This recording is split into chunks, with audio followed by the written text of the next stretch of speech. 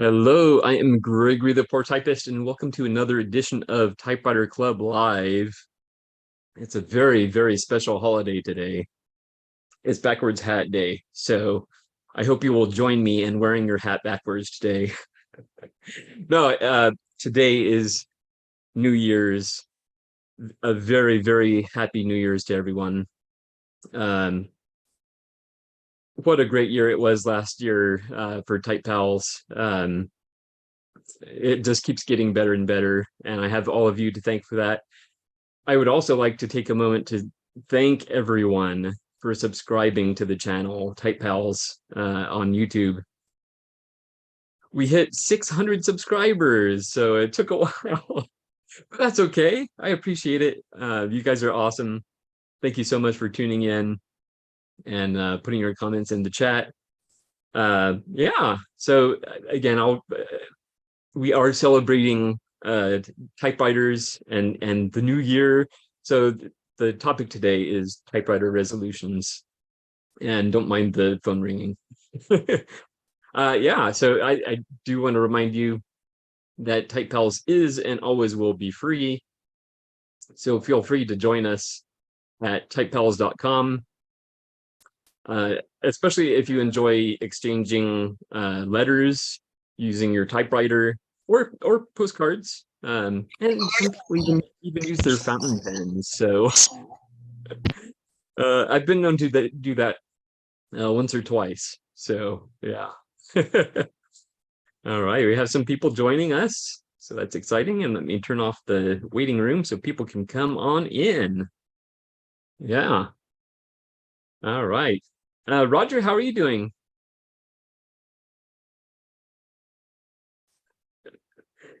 Roger always has I'm problems with doing his mic. fine. How are you? Good, good. Happy New Year. Happy New Year. Happy New Year. Definitely. So Yeah. I'm doing okay. I'm got holiday break for work. I'm Ah. waiting for a Corona tree. So a friend of mine, Ooh. former coworker, he had one, bought another one. So I'm probably taking one of his hands. So Wow. I'm that's a a good little way to start the jealous. year. Yeah, Yeah, yeah, definitely. and I'm it's a it's little supposed to be cheap. okay. Okay. Yeah. Yeah, So I'm a little bit jealous because as far as the really old typewriters go, that's yeah, pretty much the only one I'm interested in. I just love the size of it. I love the fact that yeah, it's the folding one, right? yes, yes, Okay. yeah. I love that. Oh my Yeah. goodness. I I'm so wasn't happy. interested. I wasn't interested in them, but then my dad saw one on TV and he said, "Well, it's kind of a nice one." I said, "Well, that's a good idea. I'll get one." Excellent. If they say you got to get one, you got to get one. Listen to your I know, right? parents. That is awesome. I'm very, very happy for you. Yeah. That's good to hear. Yeah. So All right. that's about And it. Nothing much happened this year. okay. And how was did you celebrate last night? Well, we had good food. That's about it. I was Okay. in bed by 10. So Oh, that's uh, usually the case with me, but I was excited about I got these new planners, and so mhm. I was excitedly setting them up at the last minute, literally the last minute. So I actually stayed awake for New Year's, so that was a first in a long time. Yeah. But you had a good meal though? Yep. Excellent, excellent. All right, very And cool. that's about it for me for this year Okay, for this year. so far. Yeah, yeah. We've only just begun.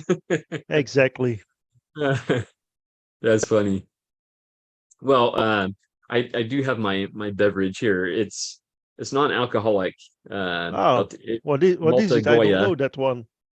Yeah, it comes from the I don't know the proper terminology, but the Latin market or the Hispanic market. Yeah, yeah. Um, yeah, it's a popular drink in the Latin community. Um, Hmm. and I discovered it, and it's really, really tasty. Yeah. But I'm it's not familiar. I'm Go not ahead. familiar with those. I know all the others like Mountain Dew, root beer, Uh, Dr. Pepper. So, yeah, and I this got a is. bottle of 7 Up Oh, okay. or Jack Daniels. I can choose. Ah, okay, okay. Yeah, this is a malt beverage. I Hmm. don't think it's going to focus, but No. Yeah, yeah, oh, there yeah. we go. Small bit. Yeah, Malt beverage. Yeah. So it's very tasty, but non-alcoholic. So yeah. So what's the use? I know. Well, it does taste very good, actually. That's the most important thing. Yes, yes. All right. Well, I'm so glad you're here today, Roger. Yeah, me too. Excellent. Christoph, how are you doing? I caught him in the middle of something. That's what I'm best at. Hello. Happy New Year. Hello. Happy New Year, everyone. Happy New Year. Yes, Happy New Year. Yeah. Definitely. And how was your New Year? Sorry, it was quiet. I slept at at 11. Okay. I, You didn't quite I make it. didn't I didn't face the new wave. I drove all the day because I went to a small island to the Atlantic side of France. I drove all the day, 900 kilometers in from 5 o'clock in the morning to midnight. I Wow. was a little bit tired. Yeah. Yeah, definitely. So, I suspect you have new typewriters, right? Not for the moment. I No. change. Oh my goodness. Uh, I change the ribbon of this one. I have to clean it. She's a little bit. I have to clean it, but it works perfectly. Yeah. And Nice. I received a cool call from a woman last Friday because an antique shop seller gave her my phone number because she booked him Remington 17 from 1947, I think. And she can't use it. She can't change the ribbon. And she called me to help her to change the ribbon and use the typewriter. And I think Remington is not a good idea for a first. Yeah. Because the ribbon system is very very complicated, and the spool system is not very simple to use. Yeah, exactly. Exactly. So next Tuesday I will show her. She will bring her typewriter to me, and I will show her how to change the ribbon. But the because on Remington we must we don't have the spool system. We must change ourselves the ribbon inside the spool because I saw on internet the Remington spool system is about $40 if I remember. You know, with the ring. Yes, You yes. know, with the ring, it's saying $40 for this now. So I booked some classic ribbon, and I cut and I change the ribbon myself. It's more easy and it's just less than $10. Ah, okay.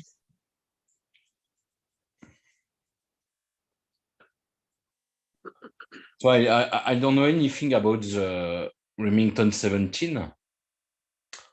So I will see. It's a beautiful machine, if I remember. It's like like a bigger version of my Royal Quiet Deluxe. It's a big office typewriter, I think. Okay. Like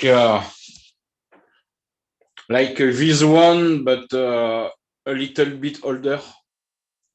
Yeah. This one is or this one, but this one is more. It's more recent. Okay. I have only big.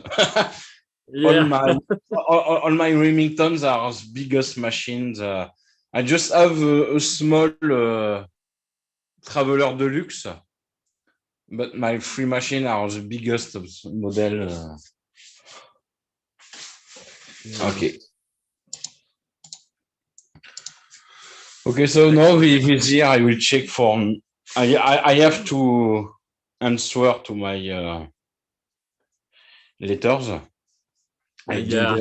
I didn't make my letters since 2 months, and I will check for new shelves on maybe new machines, but not a lot of. I think my collection is good. It's not complete, but it's good. I just want an Oliver because Oliver is my favorite, but after this I will stop to collect. Okay. I say this every time, but now the place in my house is is over. Yeah. Yeah. Definitely. I actually was thinking that same thing.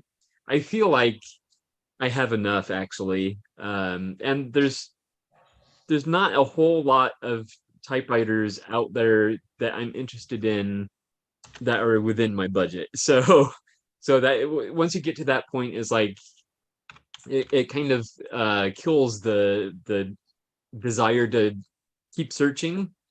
At least it has for me. So I feel okay with what I have, and I have plenty of typewriters to rotate through. And now if I could just say the same thing about my fountain pens. When I went to the typewriter collector, he got 150, if I remember. You have Oh, machines everywhere, on the walls, on the table, inside the bedroom, inside the bathroom, everywhere, inside the kitchen. oh It's too man. much. It's too much. Now in my house, I have 20, 21. Wow. It's enough. I have a lot of models from 1920 to 1984. I have black typewriters, electric typewriters, small Olympia Splendid portable, a very small typewriter, and of course my all my Hermes. Oh yeah. Yeah, Those alone. it's no, it's enough for me. I think this year only if I said the Oliver. I just want an Oliver, and I think I will stop and so I have to clean it, to use it now, and of course some work with this one. Oh yeah. No work, but I will. And I need to check how it works to clean this one, and how it works, how the system works, How Wow. can I repair things? Wow. But, You're a brave man. this one is really, really dirty. I don't know if you can see. Oh yeah. Yeah. It's very dirty. It's broken. The system is broken. Everything is broken. I think Anthony got the same problems I have. The pad is totally I don't know broken, and the machine works alone. Works always ta ta ta ta ta ta ta and didn't stop. Oh. Yeah. But this one is very, very, very dirty. It's just disgusting. I will keep the box. Yeah. I got a very stupid idea. I said why can I put computer inside? I was just You thinking know? that. I was thinking that. Can I use this box and put some gaming computer specs, Yeah. ventilators, CPU inside this box? Yeah. Yeah. I It's want to see you do that. it's a stupid Oh. idea, and I think I will check if I can. If I I can love use that it. idea. Me too. That is funny. Oh man. That's the Selectric is a very beautiful machine when you see inside Yeah. the complexities, Oh yeah. all the parts, all the mechanism, everything. It's very interesting to look inside and to. So I have Yeah, some more. yeah, you do. You definitely do. Excellent. So have a nice day, everyone, and Thank you. a Thank nice you. 2023 Three. year. 2023. No, Wow. a lot of streaming, a lot of meetings. Yeah, yeah. I don't know if you can see just one thing. Let me The zoom back in. Remington 17. Ah, that's nice. That's very nice, actually. Yeah, I will with margin release, set key, a lot of options. It looks like a very, very big. Yeah. I Wow. it's not. I think the woman is a writer, and Okay. I think she made she didn't have a good advice for her first typewriter. Remington is not really a Uh-oh, I think we lost your sound. Oh, there you go. I don't know, but there's Smith Corona are better machines for a first time for a first machine because the ribbon systems it's a little bit complicated machine. Yeah. So I will check it next Tuesday. Okay. Okay, so thank you.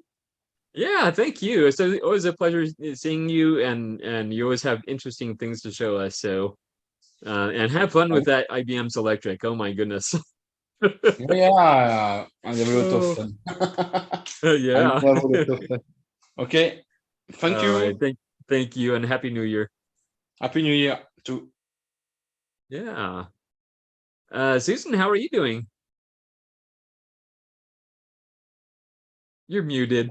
I know. I fixed it. I'm Happy good. New Year. I'm glad to see everybody. I've missed everybody. I hope everybody had a good holiday season and happy New Yes. Year. Yes, same to you.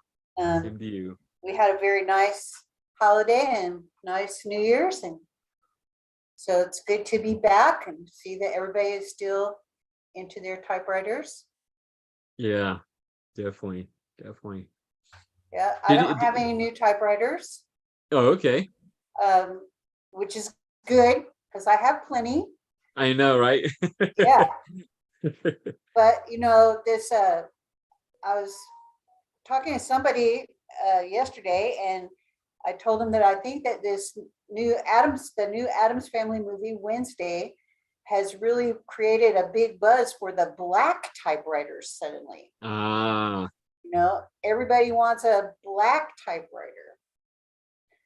So, yeah, and the prices have gone up for the black yeah. typewriters, you know. Well, That was a hopefully that means the price on the colored typewriters will come down. Yeah, I doubt it. I know, right? That was a jewel typewriter that was in Wednesday, and I don't know really anything about that particular typewriter, but yeah. And I don't really care for the black typewriters, but I've been working on one. I've been working on a Royal Arrow from 1940, Ah, and I was cleaning it up and working on it because I've decided that this year really I need to focus on making sure everything in my collection works. Nothing has anything that is quirky. I've always had a lot of machines that are quirky, the ones that I don't really care for, I don't take to get them serviced professionally, so they have little quirks, you know. yeah. But I thought, okay, I need to really get that honed down. And then yesterday I was working on my you know, a journal, and I type. It has to be have pages that has, you can type in a typewriter. I don't want to just journal on another piece of paper and then like paste it into my journal. So I had found this little vintage binder. It's little, and it used its 6 by 9.5-inch paper, which it came with some, Oh. but now I'm almost out. So yesterday I was punching holes in 6 by 9-inch paper because you can't find 6 by 9.5-inch paper anymore. Yeah. And I don't really want to cut up good paper for my own personal junking around journal. Yeah. And this Well, year I'm going to do more like Joe, and I'm going to do more doodling and stuff like that. I've always had an art journal, but now I'm just going to kind of combine it all into one journal. We'll see how that goes. yeah. Yeah. So yeah, so that's what I was doing. I was getting organized for this year. So I punched holes in 300 sheets of paper Oh, wow. to put in my little journal. That's a Yeah. great size. This is a great size. If you can ever find anything this size, it's an awesome size because you can take it when you travel. It's small enough. It's not like a big 3-ring binder, Yeah. and yet you can still, you know, put your typewritten pages in there. Yeah. Very good. Yeah. I almost wonder if it's one of the international standard paper sizes. I'm not No, sure it's if one. not. I looked it up. No? It's not it's, you know, it's not an international standard. I think that used to be a kind of letters, as when we had stationery stores, they used to sell this size of paper. I have a box of vintage paper that is actually this size of paper, and it was cut Wow. down from a stationery store. People used to order it, and it was like what we talk about letter size now being 8.5 by 11, but that really was not the original letter size Okay. Yeah. back in the 40s, 50s. You know, it was not. So Exactly. but I don't really want to punch 3 holes in that paper because it's really nice vintage paper that I use for my letter writing, you know. Yeah. And I have bought a lot of new vintage paper. I bought some really great watermarked paper. One that's got the outline of the state of Texas as its watermark, Ah. which, you know, I'm from Texas, so that was very Yes. intriguing. So that I am going to probably get cut down into smaller sheets. Came in the legal size, so it's the 8.5 by 14. And I Yes. think I am going to try and get it cut down, but I'm worried about how they would preserve the watermarks. But yeah, it was called Texas Bond paper. I never had heard of that. And so I got a nice, you know, 175 pages for $1. Wow. Yeah. Yeah. So, you know, I still love the paper and the office supplies and all that stuff. Yeah. But yeah, my typewriter resolution is really just to get everything working. That's a very good one. Yeah, if you can do that, that would be a benefit. I know, right? Yeah. Yeah. Because really the price of typewriters have really gone up. And Dramatically, I shouldn't yes. complain because I get a lot of good values. You know, I got that last Hermes for $15. So I Yeah. really shouldn't complain, but, and I'm not really, I'm just saying that when you go, even Shop Goodwill, I've been noticing their prices, you know, more and more people. So that's good. I guess more and more people are collecting, you know. Yeah. More and more I think on a lot of their typewriters on Shop Goodwill, they start with a higher starting bid. Mhm. Not on all of them. On some of them, you know, especially the like 70s era electric typewriters. Those are still going for the low starting prices, but the desirable ones, they're starting at higher starting bids. So Yeah. yeah, it just goes up, up, up. Yeah, inflation. Yep, yep. It's hit the typewriter world too. Yeah, exactly. Yeah, yeah. Yeah. Yeah, so that's Excellent. really about it for me. Oh, I am going to a type-in. In Ooh. Austin, they're having a type-in, and David Torres is hosting it, and so we Oh, are excellent. going down there to Austin and see what's going on down there this month. So I think it's the 21st. It's a Saturday. Yeah, 21st. Excellent. So that will be fun. And I'm going to take a couple of my quirky typewriters with me and see if anybody can help me figure out how to get them fixed up. Exactly. Yes. Yeah. Very cool. Well, as always, be sure and take a lot of pictures. I shall. Yeah. Excellent. I am going to try to I am trying to organize something with a small group of people that we could get together maybe once a month. And what we wanted to focus on, a couple of people have reached out to me, is creative things that we can do with our typewriters. You know, a la Joe Van Cleve. So, you know, I think that could be fun. We just have to have a venue, and I may have found a coffee shop that has a separate room that they might agree to let us use that in their not busy early morning hours, you know? Yeah. Yeah. So we'll see. Excellent. But that sounds, you know, that sounds like fun. Yeah.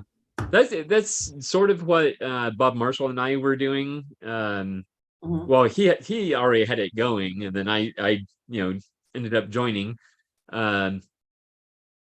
We have a coffee shop called Back to the Grind in downtown Riverside, and they actually have a basement, which is kind of weird. So we would go down in the basement and set up our typewriters there. So, and of course that was like right before the COVID, pandemic hit, yeah. and so that went to a screeching halt. But maybe we can get that going again, though. We should actually, especially now that I see Yvonne here. 'Cause he's in the general area here. Yep. So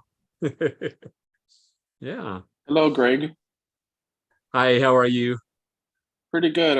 Yeah, Back to the Grind used to have a lot of events in the basement years ago. Yeah. And I think they're starting to come back now that pandemic is hopefully over. Yeah. Well, as over as it's probably going to get. So, Yeah. yeah. Yeah, definitely. Yeah.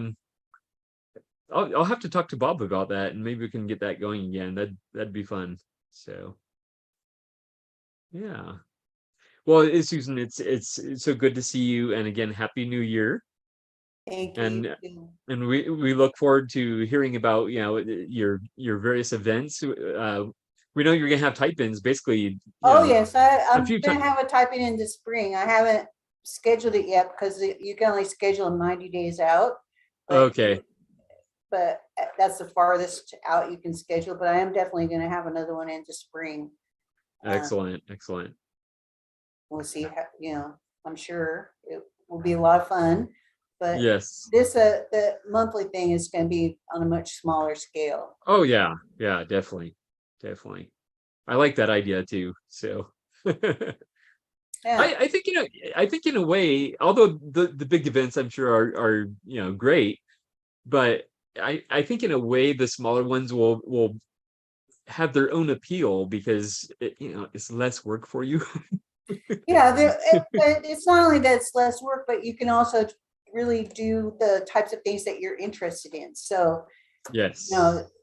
if you already are into typewriters, sometimes you don't want to be showing people who are new to them everything about it every time you go to type it. You want to discuss those things that are important to you. And so it would be nice to have a separate thing. It's great. I love showing new people how to use typewriters. I love having people who haven't experienced it before see that light go off in their eyes when they sit down at a typewriter and actually type. I love teaching kids and showing them. But sometimes you want to be able to get in touch with your own creativity or hear what other people are doing and maybe figure out new ways that you can use your typewriters. And that never gets tired for me either, which is why I love this, because I get so many ideas from the people here of things that they're doing and from all over the world, and it's a lot of fun. Exactly. Excellent. All right. Yeah. Well, again, thank you for being here. Thank you for having us. Thank you for this. I've Of missed it. course. I know. But the break felt so good, let me tell you. I know everybody deserves a break. So I don't ever begrudge you or anyone else a break. We all need to do other things. Yes. And enjoy the holidays. That's really important. Exactly. Spend time with our families and not feel stressed that we have to be back at a certain time or, Yeah. It's Susan, Yes, you have the best type-ins. I'm sorry? You have the best type-ins though. Oh yeah, I do have very good like half size compared to yours. I'm like, oh my gosh, these are gorgeous. I have a very good venue, and so that helps a lot. The venue is very big, and we could even bring extra tables last time, which was awesome. And I have a very active community of typewriter people as far as that goes, because there's a lot of people who are Etsy resellers and things in this area. And people are willing to travel to come to the type-in. So I have people that come from Oklahoma and from Austin and Houston and San Antonio, which if you look at our state, it is a long way. These people are driving 4 or 5 hours to come to a type-in. So in my mind, I have to make it really spectacular, Yeah. But it's so fun to see them, and everybody has such a great time. And so, it's really, amazing to me how many people are out there. Who knew? I didn't know when I first started collecting that there was all these people out there. And it wasn't until later when I was watching Lazy Dog Typewriters, Todd Payne on YouTube, that I realized he was even in my area. Yeah. So that's fun. That is fun, but But I would like to do something more on a more regular basis where people, casually, but more regular basis where people could just talk typewriters and, You have to do a live in-person club. yeah. That's Exactly. something that a guy just a city over from us, he's like 10 minutes from our house, but he's like, when are you starting this? And then our first client was like, when are you starting this? I'm like, I'm a good organizer, but do you want to pull the pin yet? It's getting busy. Yeah, we'll do some sort of typewriter club here locally this year. Chris McElroy, who's often on here. Uh-huh. So he and I are gonna have a chat and see how we can get the typewriter enthusiasts of Ontario to come together, because we've done a few of our type-ins, but those have been mostly public facing, kind of like at the library and just whoever wants to show up. Plus, I don't know if you've probably seen the name Gary Douglas on some of the groups, but he's shown up to both. But yeah, we need a enthusiast that's traveled, but he hasn't typed, not even ever. I'll play on one. I'm still not a typer, but he will not touch his machine. They sit and look pretty. I'm on a very expensive hobby just to look at, but that's what he likes to do. I know there are a lot of people that like to do that, which is shocking to me. How much money they've invested in time, and there's a lot of people that repair, and that's what they do, is they want to tinker with it, and then they're done with it and they're ready to let it go. Not that they don't like put new platens and stuff, but they repair. So everybody has a different idea of what it is they want from their collection, but I love to use mine. So, that's the difference. So if I've decided I don't like the way that it types, or it's got too many quirks, then either I have to get serviced or I have to let it go. I'm not good at letting go. Try and fix it and learn it, and then if it's totally not fixable, then it would just go. Well, I just have, my problem is the taking of a part of the machine. I can get to a certain point and I can take off the body panels to kind of clean it, but after that, I'm like, okay, I really don't want to take out any carriages. I don't want to do any of that stuff because it's too scary, because if I lose a part, then it's going to be gone forever. So, and that's my fear. That's my great fear about repairing, is that, I'll mess it up worse than it was. Yeah, people that do 100% tear down are very, very brave people. And very smart. I am not that smart. Yeah. My memory is not that long. Well, they tell me you should just take 2,000 pictures, Oh, sure. You take tons of pictures on your camera of every little everything and everything that goes where. And as it is, I will take little baggies and mark every little baggie. Okay, this is from the right side. This is from the left side. Not quite that bad. Yeah, we do that too. Yeah. Although I've seen some people use muffin tins, and that seems to work pretty good too. If you just take a muffin tin and you we get these little condiment cups with takeout orders and stuff like that. We clean them out, so I'll have all these little the mushroom trays cups lined up with bits and pieces, and figure out where they go all back in when I put my Olympia SM3 back together like 2 months later. And where did this all belong? But thankfully I have Ted Monk's typewriter repair books to refer back to, and maintenance group. And when they say, what I got these 2 little bits left over, where did they go? Yeah, that would be scary to once me. we found we couldn't find where the one screw went. We were like, okay, well, it is what it is. It's fine. It's for ours. It wasn't a client. We're like, it's fine. Magnetic flashlight. Yeah. Magnetic flashlight. Yeah. Magnetic, it's like it's a normal flashlight, but on the front it's got a magnet, and so you extend it out and you roll, there you go. If it's magnetic, you'll find it. Rather than the vacuum cleaner. Yeah. Yeah, that's not a good choice.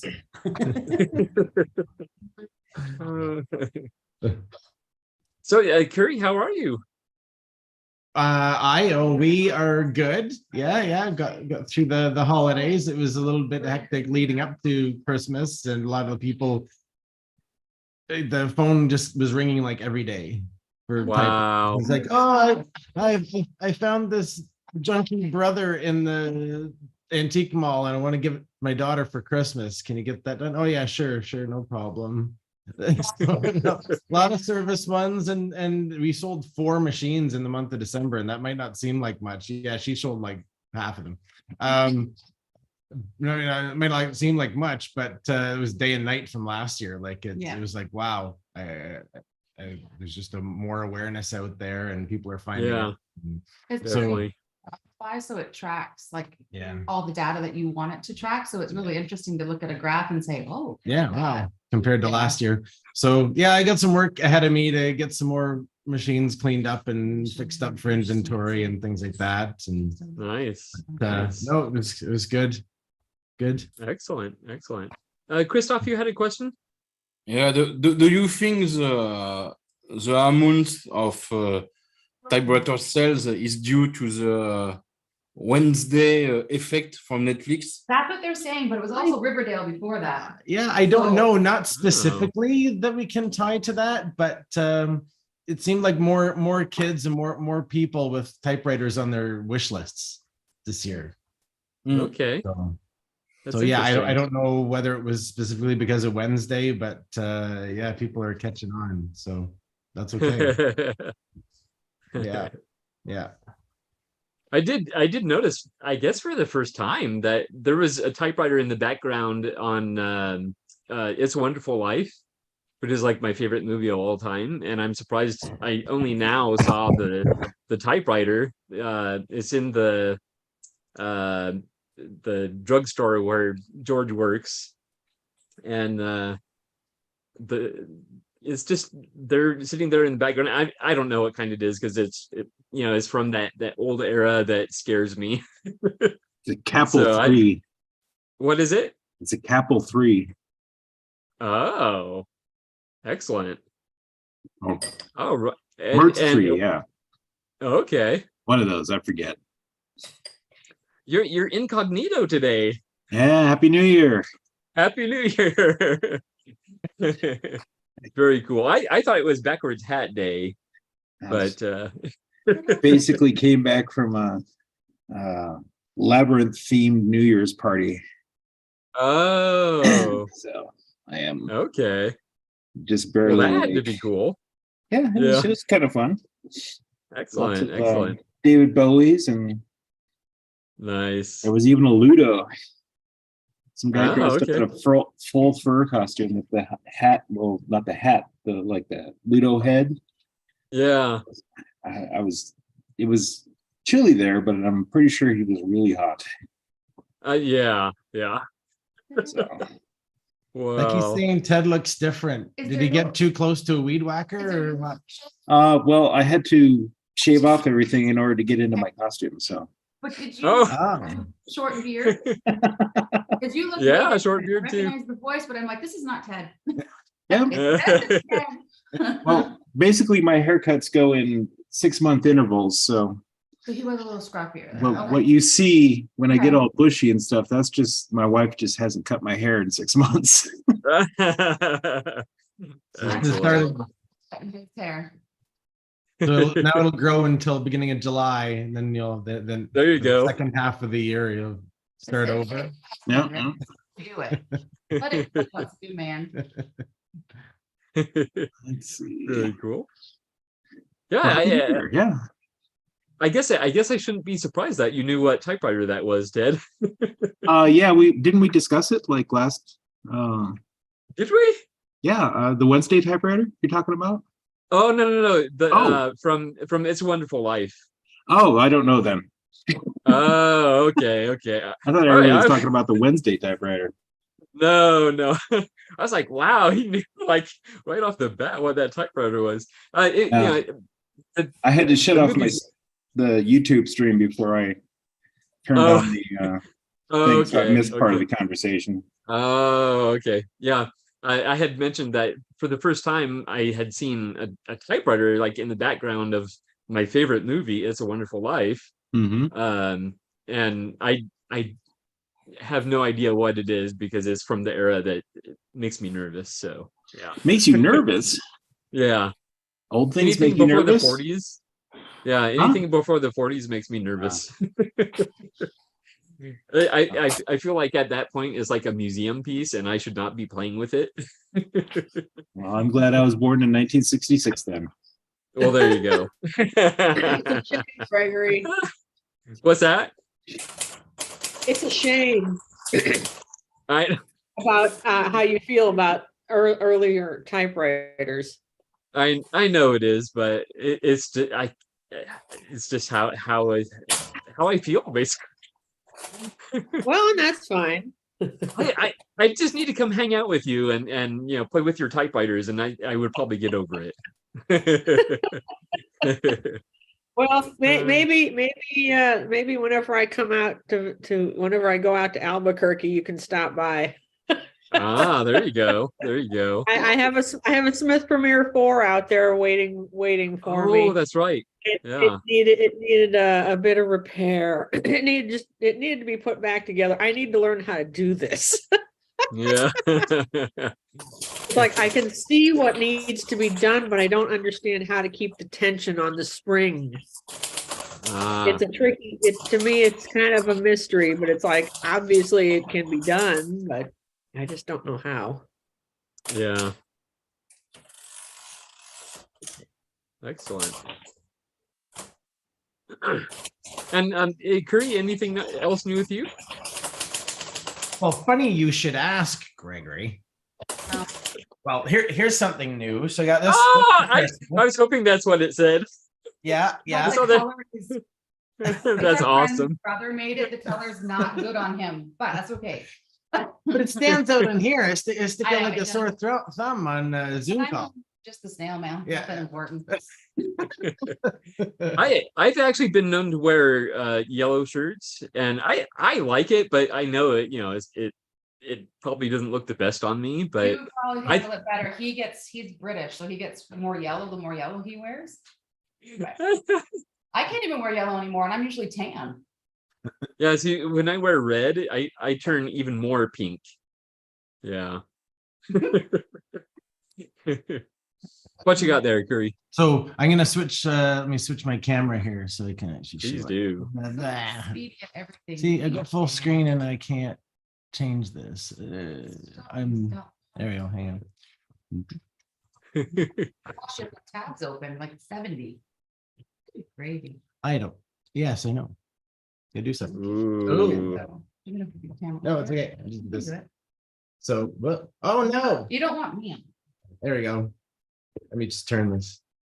So in September, some of you might know, we took a trip up to Ottawa and we saw Daniel Burgoyne and did some antiquing and picked up a few machines while I was there, including the Canon Typestar 5 that I was using earlier, and Nice. Torpedo, and this Olympia SM3 in some little obscure antique shop on our drive home. And I noticed the case right away. I thought, I know what that is. And it was in a little bit of rough shape. Wasn't looking quite like you see now, but so got it home and started ripping it apart. Again, not a full complete tear down of everything because I'm too scared to do that. But enough to just take the whole body panels off and clean everything and also pull out the platinum feed rollers and send them off to JJ Short with some from Hermes Baby that I have and an SG1 that I'm doing for a client. And so all the rubber came back from JJ Short just before Christmas. So as soon as all the Christmas stuff was done and I had a spare moment, I was like, oh, it's time to put this thing back together because it's Italic Pica. It's the first Italic machine that I have. And wow. also the first of my own machines that I've put fresh rubber in. I've done for clients, but not on my own. So yeah, so this is very, very nice I mean, it's not everybody's cup of tea. Mocha maybe that, but color scheme if the camera doesn't keep cutting it. Yeah. don't need us. Don't need us. Oh well. Oh, there we go. There we go. So There we go.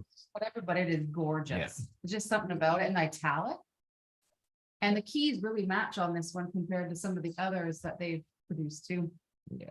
Yeah, they're like a dark brown, right? Like very Yeah. like espresso Yeah. brown or something. Yeah. Yeah, like a kind of dark chocolate, Which I milk think chocolate we've kind of seen thing before. going on. So Yeah. mm, Yeah.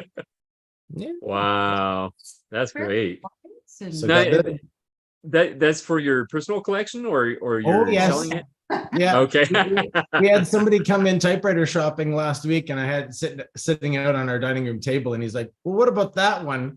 Oh And no. like, "Oh, steering you away from that one quickly." But you can say, "Well, anything is for sale, but just we might be a little outside your budget." Like Canadian, so like 800 USD. It Yeah. was, please, I really like this other one. Yeah, you're not buying. Yeah, that's a beautiful typer. Yeah. To do it, Yeah, Georgia. so lots of fun with that. Already using it to write some type pal letters, so some folks will get some metallic letters on that one. Very nice. Yeah, yeah, and then not to be outdone. So I know I haven't been on the group for a while, but you for a little while there, about a month or two ago, you guys were all crazy about Selectrics, and I've picked up 3 Selectrics over the last well, it'll be going on 3 years of collecting, but none of them work. They're all in various states of non-functionality. The hubs are cracked, or there's something wrong with them. So anyway, so one came up, I'd been sitting on Facebook Marketplace for a little while, and they only wanted $60 for it. And then I had a little closer look at the photos and noticed that there was like an invoice on top of it. Oh, goodness, And I thought, well, I wonder if it's been serviced recently or something like that. And then it also had a sticker from another typewriter shop on it. So we went over, it was last Thursday, and I had a look, and I was like, well, if at least power's on. And the fellow that was selling it said, well, yeah, it does power on, but it's throwing random hyphens after a bunch of the keys. So I thought, that sounds solvable to me. And sure enough, you go on YouTube and Dwayne Jensen has a video about that. So it was exactly the specific issue. It was related and enabled me to figure out what it was. So now I've got this gigantic black beast that the camera is gonna. Oh, there we go. Yeah, looks right. Things are. Dear Lord. Yeah, cutting one out. House. Nice. Kind of cool, but it's also kind of like annoying. Like it's cool that you can, it types so fast, and you can change the type ball and the typeface and blah blah blah. But it's just that sound is like, oh, for anybody who's sound sensitive, that's me. It's just like, oh, please just rip my ears off. It's just like, too many hours of that. It's just a little much. So the problem with it was, now that I'm still, Yeah, like, you know, my camera's still on over there, so over here. That yes, it had been serviced and gone in for an alignment or something like that, but then eventually I guess it started throwing these hyphens, and the guy gave up on it and just put it in the garage and left it, and they finally decided that they were going to get rid of that. So but the guy who was servicing it, his service was taking the insides and using spray oil and just coating the inside of it with spray oil, which of course will solve a problem in the near term, right? Oh, now it's all working, but then eventually it just all hardens up and gunks up, and then it doesn't work anymore.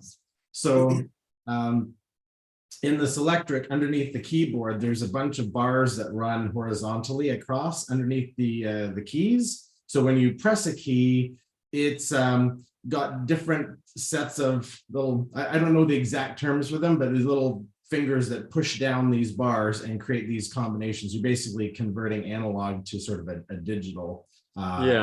It's translating that to the movement of the type element. So anyway, those bars were all coded, and one of those bars is responsible if you didn't touch any key. And so I just took something and I pushed down on the one bar, and that if you just pushed on that one by itself, it would create a hyphen. So managed to get that all sort of cleaned up, and no more hyphens. So it still needs more work, but it is now functioning. And it's funny because if I power it on, it doesn't start up right away. So turn it on, nothing, and then you hit it. Or oh, sure, now it's it's not plugged in. If it's plugged in, then it was All type talk thing. try plugging it in. Yeah. It's like two guys online. Yeah, all right. So turn it on. Oh, and usually you just kind of have to, like an old TV, smack the side of it, and then Yeah. Got it. so yeah, it still needs a little bit more degunking, but it's a little bit rattly and stuff. But I figure, hey, it's 1978. I'm 1972, and I'm a little bit more. 1978. So, but no, I'm just happy to have one that actually works and Yeah. spin it up. And then maybe for Becky, I will one of my other Selectrics that I've got in the basement was from a doctor's office, and it's got the noise reduction option on it, Oh, that plastic cover that goes over this. Yeah, okay. so maybe I'll just I'll go and take the plastic cover off of it and put it on. It'll keep some of the noise down, but yeah. But with the other three that I had collected over the years, they came with, like, I've got a box of ribbons, corrector ribbons, manuals, the type elements. So I've got enough stuff to keep me typing on a Selectric for quite a while to come. So but yeah, it's I got to get the manuals printed off and start learning a little bit more about these, because I do get literally a call a month from somebody with hey, I've got a Selectric, can you fix it? And so I've always been referring them to, there's a company in Toronto, and there's a shop there, not Toronto Typewriters, but there's a place there in Toronto that still services them. So now you gotta have to call these guys because I can't help you. But yeah, pretty big rabbit hole to go down with trying to figure out how to service Selectrics. But yeah, who knows? Wow. Well, that's very exciting though. Yeah. Yeah. I would still like to get a Selectric 1. I think that's one I'm kind of, well, that and is it called the Executive? The one that has kind of the bowl shaped keyboard. Oh, is that the Type Bar one? Yeah. Mm-hmm. Yeah. That's on my wish list, and probably a Selectric 1. Well, I mean, I would honestly take any of the Selectrics, but I think the Selectric 1 is a little bit smaller, isn't it? There's a one that's narrower. One, yeah. Okay. Yeah. Yeah. The Selectric 1 comes in 3 sizes. Oh, okay. Yeah, Okay. 11-inch, which is the small one that everyone likes. There's 13-inch, and then there's 15-inch. Okay. Excellent. Maybe that's why I like that one specifically, because of the size options. Mm-hmm. So yeah. Yeah, the only other one that comes at 11-inch is the personal typewriter, which is kind of a hybrid Selectric 2 and Selectric 3. Oh. It's kind of stripped down in features, though. But they came out in 1983, I think. Okay. Were sold for a couple of years, and people speculate that they were made to use up parts from other Selectrics, but I don't buy it. That's a lot of engineering to figure out how to put parts from 2 different typewriters into one. I know, right? So I think they did it on purpose. Yeah. I believe you're right. It is made for a specific market. Yeah. Very cool. And you said that one was also 11-inch? Yes, it looks like a Selectric 2. It's boxy.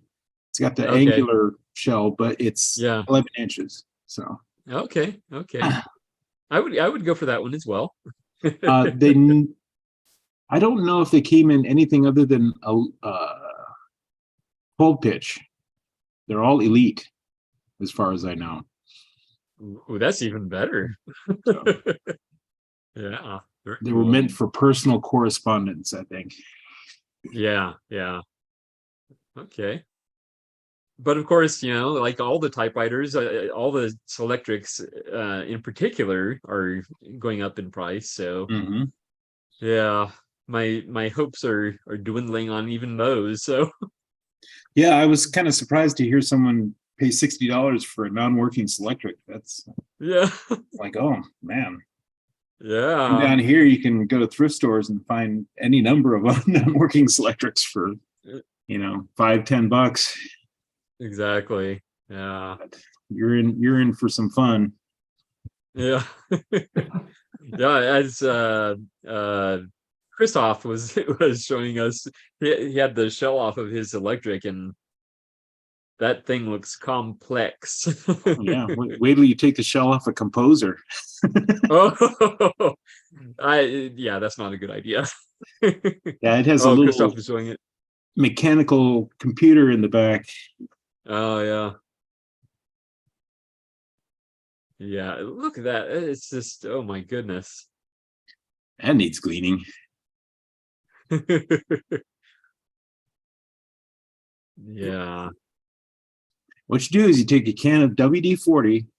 Just I'm kidding. sad because I said in the chat when I opened the box, I moved the frame, and under the frame there was a service note from the repair shop Mhm. from June 1981.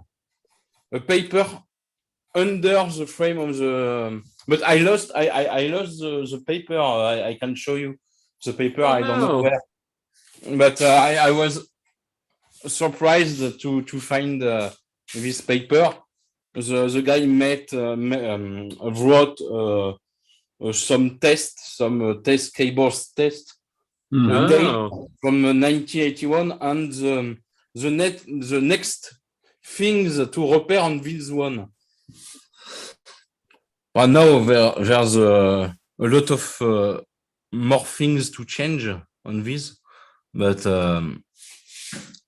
it was funny to find this paper. yeah. Yeah, those things were pretty much constantly in service way up into the 90s, I would say. A lot of businesses kept those things going for decades after they were made. Pretty constant Yeah. maintenance, because you generally, when you bought one of those things new, you had to buy a service contract as well to Ah, with IBM, and they would come out and do service every so often, and run a COA and fix anything that needed to be fixed. And it was expensive, but they were business machines, and people spent money to keep them going. So yeah. It's sort of like the, how offices rent or lease the photocopiers, mhm. and they come out and service them every so often. So Yeah, business yeah. machines be like that. Yep. When I was looking for a local typewriter repair shop, I happened upon this place that services business machines. And so Mhm. I asked them, I suspected, that they didn't handle like older typewriters, but I thought, I'll just ask them anyway. And pretty much, the furthest back they go is this electric. So Yeah, basically all apparently, the typewriter shops that still exist from those days, they're all IBM servicers. That's how they make their yeah, bread and butter. yeah, So, going out, yeah, fixing IBMs. yeah. So Curry could really pump up his business if he learns how to fix those. Yeah, he could. That is still probably the best way to make money in typewriter repair. Yeah, definitely. I think Dwayne Jensen does a lot of his business that way. Yeah. Ah, that Well, and makes Bill sense. does too. Bill Wall does.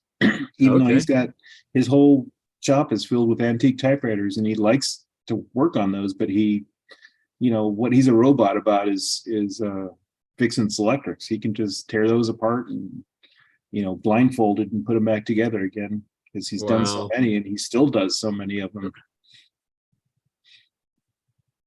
I'd be interested to tear down like a Smith Corona daisy wheel I Mhm. suspect it's not nearly as complicated Oh, as no. A daisy wheel is basically just a platen roller, a carrier for the print head itself, a couple circuit boards, a keyboard, and a some plastic shell gears. and a motor. Yeah. All the real Yeah. complicated parts of that are software. Yeah, I mean, it's a Yeah. lot of that is built into the thing about daisy wheels, and one of the reasons I've got a ton of service manuals for old daisy wheels, but Ooh. I never saw any point in scanning them, because it's like most of the time, if something goes wrong with the daisy wheel, it's either something you can clean, or you have to replace a board. You have to replace a Yeah. circuit board, and those parts don't exist anymore. So, it's kind of pointless. Yeah. You just have to buy a parts machine, and then it's like, well, Yeah. And once most you run likely out that of parts parts machine machines, works. Yeah. Yeah. So and how old are those parts? exactly. Yeah. Yeah. Yeah, you can kind of tell just by looking down inside under the ribbon cover that it's not a very complex machine. No, especially the very newest ones. There's a lot of times you'll open it up and it's just an empty shell with just a little circuit board about that big in it. Yeah. Yeah. Power regulator board, and then your Yeah. logic board. Yep. And then you have the ultrasonics, which I guess would be a Those little are more complex. Those came Yeah. out in the 70s and early 80s, and Yeah. those are more mechanical than you would expect. Yeah. Especially the keyboards. You know how they work. They basically hit the keys, and they hit little bars underneath that make a sound, and the circuit board listens to that sound and figures out what the vibrations are, and that's how it tells what key you pressed. Huh. Yeah. Basically like a tuning fork. Yeah. I wonder if you could convert it into like a musical instrument. That would You be probably interesting. could. I Yeah. don't see why you couldn't. Yeah. Yeah, you could jack a preamp into there, and and then learn how to play it. Yeah. Oh my goodness. That's actually extremely interesting because I love the ultrasonic. I think it's far better than the later daisy wheels. Mhm. The That's more tactile. A lot yeah, more tactile. more tactile, and the delay between when you press the key and when it strikes Mhm. is a lot shorter. Because one thing about daisy wheels that throws people off is there's that delay, and it's like, whoa, that's it's very off-putting to some people. So yeah, it's much shorter on the ultrasonics. And there's that other one, do you know what the other one is? It's another Smith Corona that uses the similar I think there were 3 models of ultrasonic. I don't know of a different one. oh yeah, it's escaping me right now. I never did get that one though. I've had all 3 of the ultrasonics. Mhm. And of course I ended up getting rid of all of them except for the ultrasonic 3 because it has 10, 12, and 15 pitch. So yeah, I got to have that so I can use my micro 15 daisy wheel. Yeah. Oh, very cool. You can type in your notebook. Yeah. Exactly. Let's see. I have a question for everyone. Oh yeah, go for it. My question is, to whom did you write your last letter of the year? Oh wow. Oh, actually, I know. Mine was Ted, actually. Yeah, Ted, me too. Mine's actually Angela and Aw, Christopher McElroy. okay. I just wrote to Chris last night. He might get our letters the same day. Well, I wrote both of these yesterday. So my Nice. first letter of the new year is to Neil McMichael, Oh, who I saw was on here at some point. I don't know if Yeah. he's still here or not. Yeah, I guess he did leave. Yeah. Just quietly slipped out. That's what I do. Yeah. I quietly slip away. Yeah. My last letter was to Gregory. Oh, very cool. Oh yeah, did I receive that? Or It would have been a Christmas letter. The Christmas episode. interesting. I sent it on the 28th, so it probably Okay. hasn't showed up yet. Okay. But will admit right now that my mind is in a fog. Did you stay up too late last night? Yeah, pretty much, yeah. Because usually Yeah. I don't stay up for New Year's. My wife will Mhm. wake me up when it's time.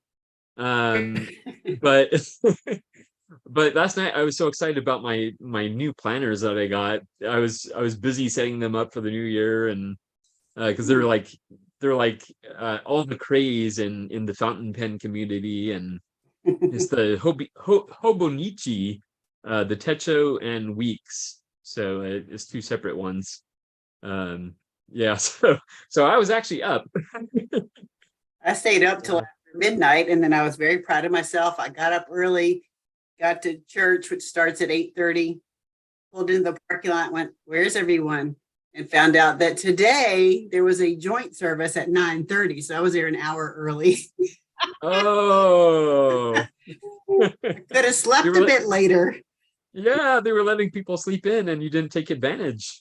Well, I don't think they've done this before, because usually if I'm up late for New Year's Eve, I go to the second service, which is at 11:15. But yeah, 9:30 was kind of tough for a lot of people. I'm sure. Well, Gregory, you could have come on here on the Saturday night channel, because there was a bunch of us on last night. Hmm. Gregory looks frozen. Yeah, he did. Yep, I think we lost him. At least his camera, his text thing is still going. So Yeah, as long as it doesn't bump the whole meeting closed. yeah, he should be fine. Yeah, maybe he fell asleep. Who else stayed up till midnight? I stayed up till 4. Wow. Late one. It was a good party. I celebrated Happy New Year with my friends. We all stayed up till 12 o'clock p.m. and we counted down 10, 9, 8, 6, 5, 4, 3, 2, 1. Happy New Year. And I was in bed by 8 o'clock. So Too many of my friends just go to bed early. And so I'm like, okay, who am I going to hang out with? So we just stayed home, my son and I. But there were some very loud fireworks really close to our house. Boom. So even if we hadn't stayed up, we would have been awake at midnight. Yeah, I was at my mom's house doing laundry last night, and so while we were waiting for the New York ball, wrong time zone, but anyway, we were waiting for the New York ball to fall, and it fell, and Mom's like, "Where was the ball? I didn't even see it because there was all this smoke and clouds or whatever." And it's like, yeah, Mom, it was there. It was getting obscured, and yeah, it was there. Well, I was looking at the screen the whole time and I never saw it. It was there, Mom. But anyway, yeah, after that, I'm like, okay, time to go back to my house meetings. I mean, it's not that far away, but this way, when an hour later all the fireworks started going off, I didn't have to be outside on the street because there's a bunch of idiots who are going to be out on the roads. And sure enough, I heard sirens around midnight, and it's like, yeah, I don't want to be outside. Yeah, sirens were constant. And speaking of fireworks, we discovered last night that our kittens are scared of the fireworks. Oh dear. That's one thing I really hated with our dogs. They would be absolutely terrified of the fireworks, and it was just so heartbreaking that I couldn't do anything for them. And I thought maybe with the kittens they would would be oblivious to the fireworks, but now they're Well, it's their first year, so yeah, Yeah. yeah, it is. they haven't heard it before, so Yeah, that's true. Yeah, so they'll get used yeah, to it. sorry I froze, but it was just a software issue. I was able to track it down pretty quick. So it was this multi-cam software I'm using. So yeah, I just had to restart it. But thank you for keeping things going while I was frozen. Yeah, very cool. Let's see here. Anyway, Robert, how are you doing? Hello, good evening, and a happy new year to all of you. Happy New Year. Yes, I'm quite fine. Bit tired because we celebrated until 4 in the morning. So bit tired, and it's okay, but well, it was quite nice, and so not much to say. Have to think about. I'm in trade now with someone who's selling an little Underwood 3 bank. I hope I can get it. I think it's a very interesting machine. According to what you said, Gregory, it's the same here. I'm only looking for some special typewriters anymore and not picking up everything which comes around. So I have also some thinking about downsizing, but now it's not the perfect time to sell typewriters. So sometimes I give typewriters away to friends. So we had in December among my students, we had an appointment. I don't know how it's called in America. We say it's Wichteln. So you get some more. Everyone puts his name in a hat, and you get picked up to whom you have to give a present, and you get a present from someone else you don't know. I don't know. Oh, like Secret Santa. I think that might be something like that, exactly. Yeah. And so I got a nice mate, and so I gave him one of my typewriters, and he was really happy. It was a splendid 33, because I prefer the tipper. And so I gave it, and he was really happy. And from another friend, I got something back, because they know I'm a bit interested in writing. I got a really nice set of writing. I don't know how you say in America for these things. It's a complete set. Calligraphy. Calligraphy. And so here's some more of this stuff. I hope I can get it into the camera.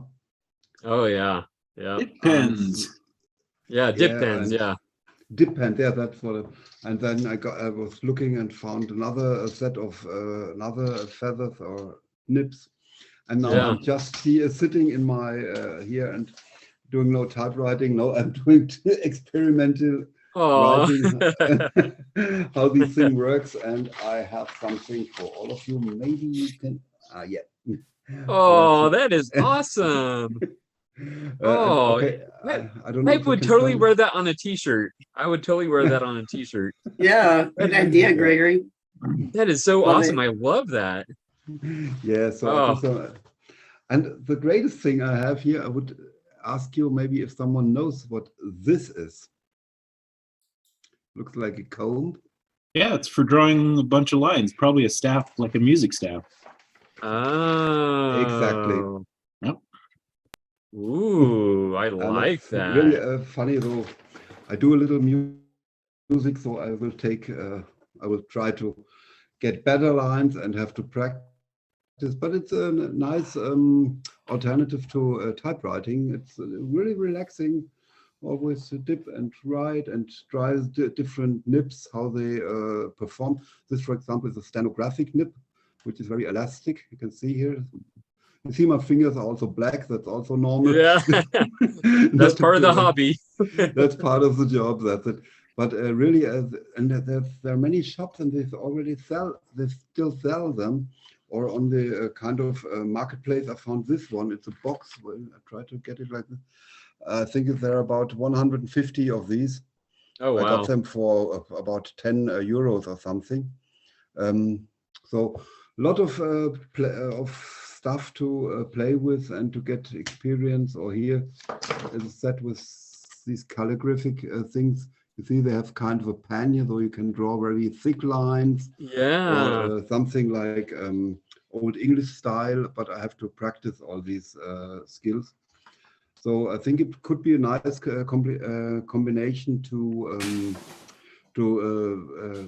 design a sheet of paper with these and then write with a typewriter, because it's better to read and get more text on I think on a sheet of paper. But it's really nice, and I really can recommend it. It's really relaxing and gets nice dirty fingers.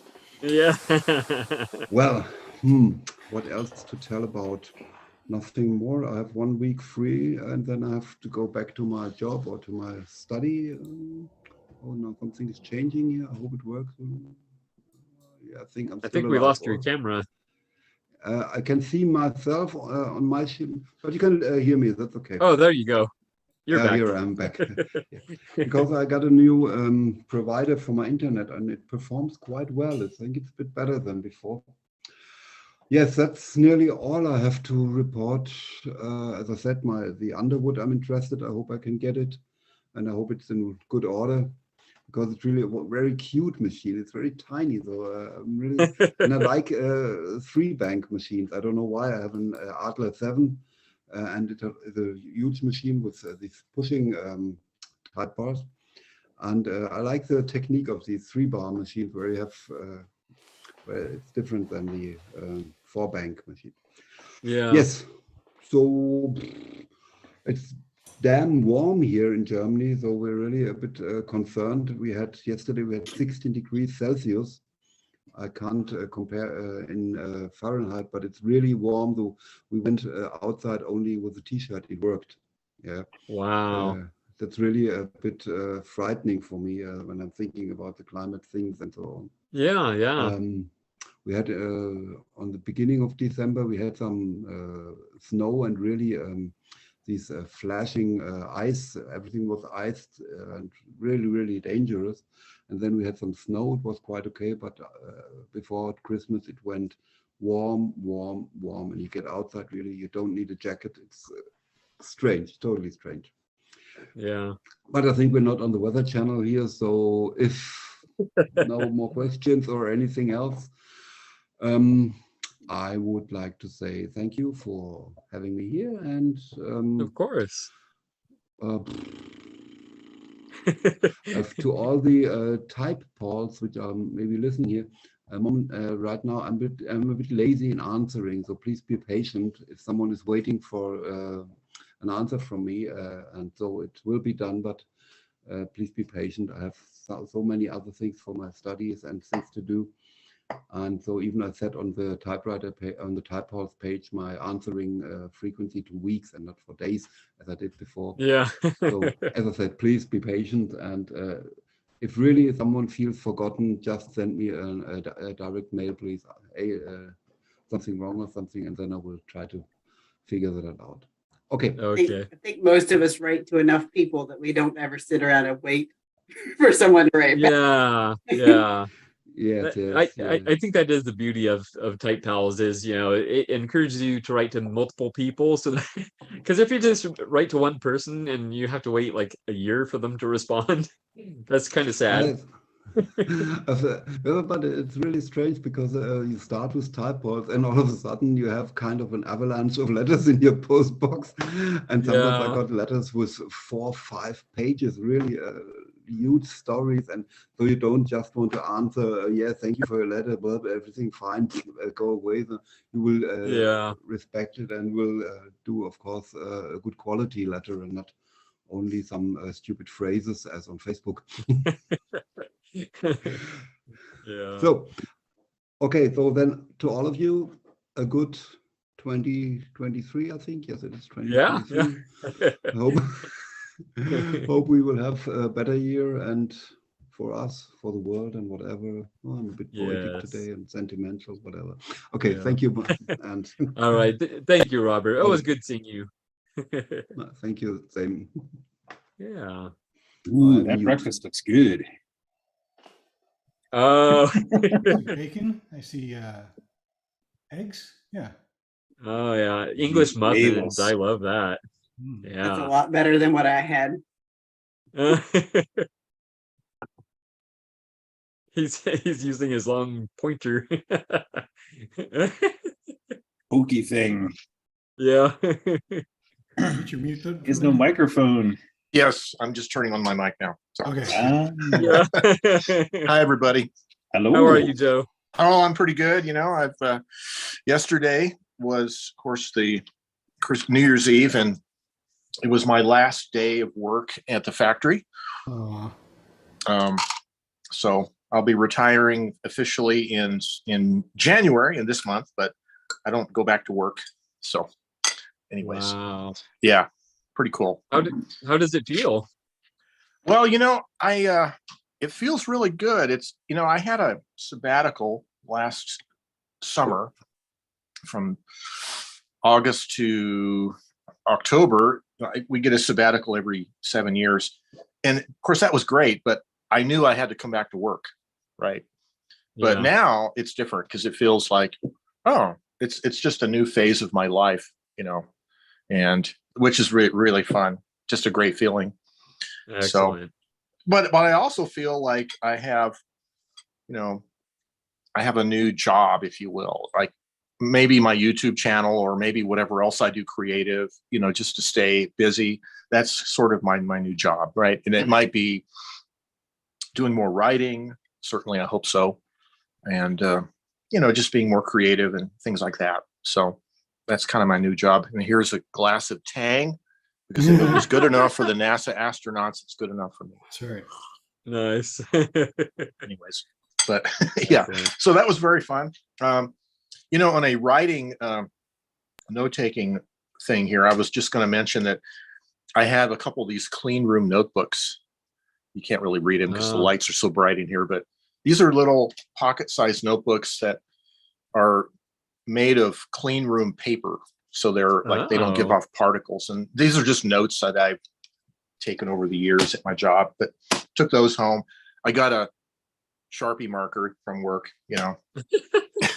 So anyways. What, you didn't steal an assembly robot? What? You didn't steal an assembly robot? No. No, can't steal the robots. Those But clean room yeah. Notebooks, I'm sorry, are they wood pulp or are they like Tyvek or something? I think they're kind of Tyvek material. Yeah. This one's made by a company called VWR, who supply safety and clean room materials for fabs. Gotcha. Anyways, so yep. And anyways, so enjoying the talk here, conversation. Yeah. So I don't know what the subject or the topic was today. I didn't look before I logged in. Typewriter resolutions. Oh, typewriter resolutions. Well, let's see. Yeah, I don't know. I think one of the only real resolutions I need to do is to register all of my collection in the typewriter database, which you would think I would have done years ago, but of course I haven't got around to it for some reason. So that's a resolution I need to do. So, and of course that means taking glamour shots and also type samples, right, for the galleries, you know. So yeah. Yeah. Excellent. So I think that's why as far as the collection goes, I'm not really sure if I have any particular, you know, I don't see myself adding to my collection too much, but you never know. Things happen, right? It's unpredictable things. Things fall into your lap and you can't predict it. That's true. So, that's true. Mm-hmm. I was going to say, Ted, I really liked your blog post about the little notebooks you're making. Ah, yeah. With those little binder clips. Yeah. You have a pen holder now. And a pocket in the back. That's really cool. That must be a new one. I haven't. I don't think I've checked your blog too recently. Oh well, that was a couple nights ago. Oh yeah. Okay. I was actually inspired by this one you sent me, Gregory. This okay. Plays well with ink because it fits perfectly in a shirt pocket. Nice. And so I was inspired by that size to make notebooks. Make a new version. I like of the notebook, that. the same size, except leaving room for a pencil holder or pen holder. And so it'll still fit in your pocket. And the pencil, well, when I actually put pages in this one, it'll be thick enough that the whole thing will be about the thickness of a single notebook, and you won't have like a bulge, an uncomfortable bulge hanging in your pocket. Yeah, And you yeah. can always keep the pencil with it. Nice. That was my I love newest. that. And I have I need to go down to a print shop or something and have this stack of newsprint paper cut into the sizes for the interior sheets. So Ah, this should make probably several dozen notebooks. I'll have some gifts to give out. are you? Oh, I was gonna say, are you gonna go on Etsy and then start selling them? No, they're trade goods. Oh, okay, Atmosphere okay. pals. I'm hoping to spread the idea of the notebook that can be taken apart and reassembled, and so take sheets out and roll them into a typewriter and type on them, and then put them back in the notebook. Ooh, I like that. Yeah, that's a really good idea. I think it's kind of the thing that I've been searching for in notebooks for at least a couple years. And then when I saw these Acco clips, I was like, well, I could use those. Yeah, Looks good. It's kind of a perfect solution. You can basically build your own notebooks. yeah. That's Your little very cool. imprint on the back of the notebook, is that a rubber stamp, or did you run it through the printer? Oh, this one? Yeah. The skull? Yeah. That's just a rubber stamp. Okay. Like I did the original cover before I started putting pen loops and stuff in it. This was basically the original cover for that notebook. Gotcha. But I got creative. You can put end papers in them, and have to be a different color. Pockets. Like I have a little sheet of carbon paper in here so if I want to write something and make a copy for someone else, I can just put a sheet of carbon paper in there and write. You could probably stick dividers in there to divide up separate sections of the notebook. If that was on Etsy, I would totally buy it. Well, you're going to get one for free, so don't spend any money. Okay, I promise. So Ted, you could work this with the Get Things Done movement, right? There's this GTD, Get Things Done, Merlin Mann, like maybe a decade or more ago, and people use these little pocket notebooks to document, format. They format it somehow and document their world and their life and plan their day out. Yeah, you can make pre-printed sheets too, like right. Like I showed in my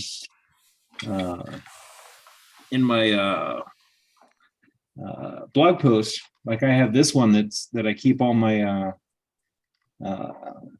correspondence in, like my records for correspondence, so I know which who's gotten what episode. And I decided I needed the address for each person as well, and so I made up like there's Neil, he's gotten 7 episodes. Nice. And that's pretty cool. I like to keep track of those things, but I can just pre-print those sheets, chop them up, and put them in the notebook, and then have your like a little form that you can fill out, and then you can even have duplicates of the form with carbon paper. That is brilliant, absolutely brilliant. I'm kind of been brainstorming a lot on this project in the past week. Yes. Wow. And that little simple notebook I sent you inspired that?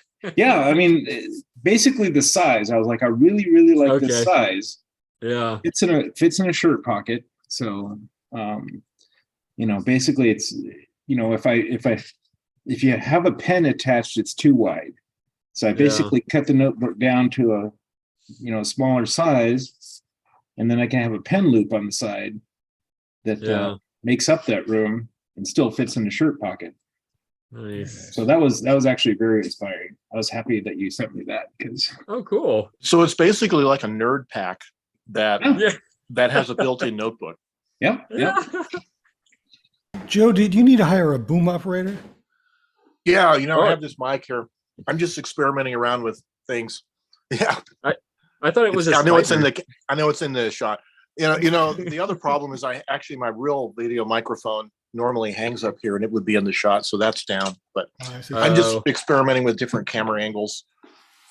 And one of the things is my iPad that I'm using is now far enough away that I have to use the little touch pointer to control things, which is funny. Is Yeah, that that looks metal like a stick you spider. got so it's conductive and Well, it's one of these tablet styluses on the end Okay. of this pen, Oh. right? Just taped on the end of this. This stick is the one that has the little finger pointer guy on the other It's side. a multi-tool now. Yeah, it's a multi-tool.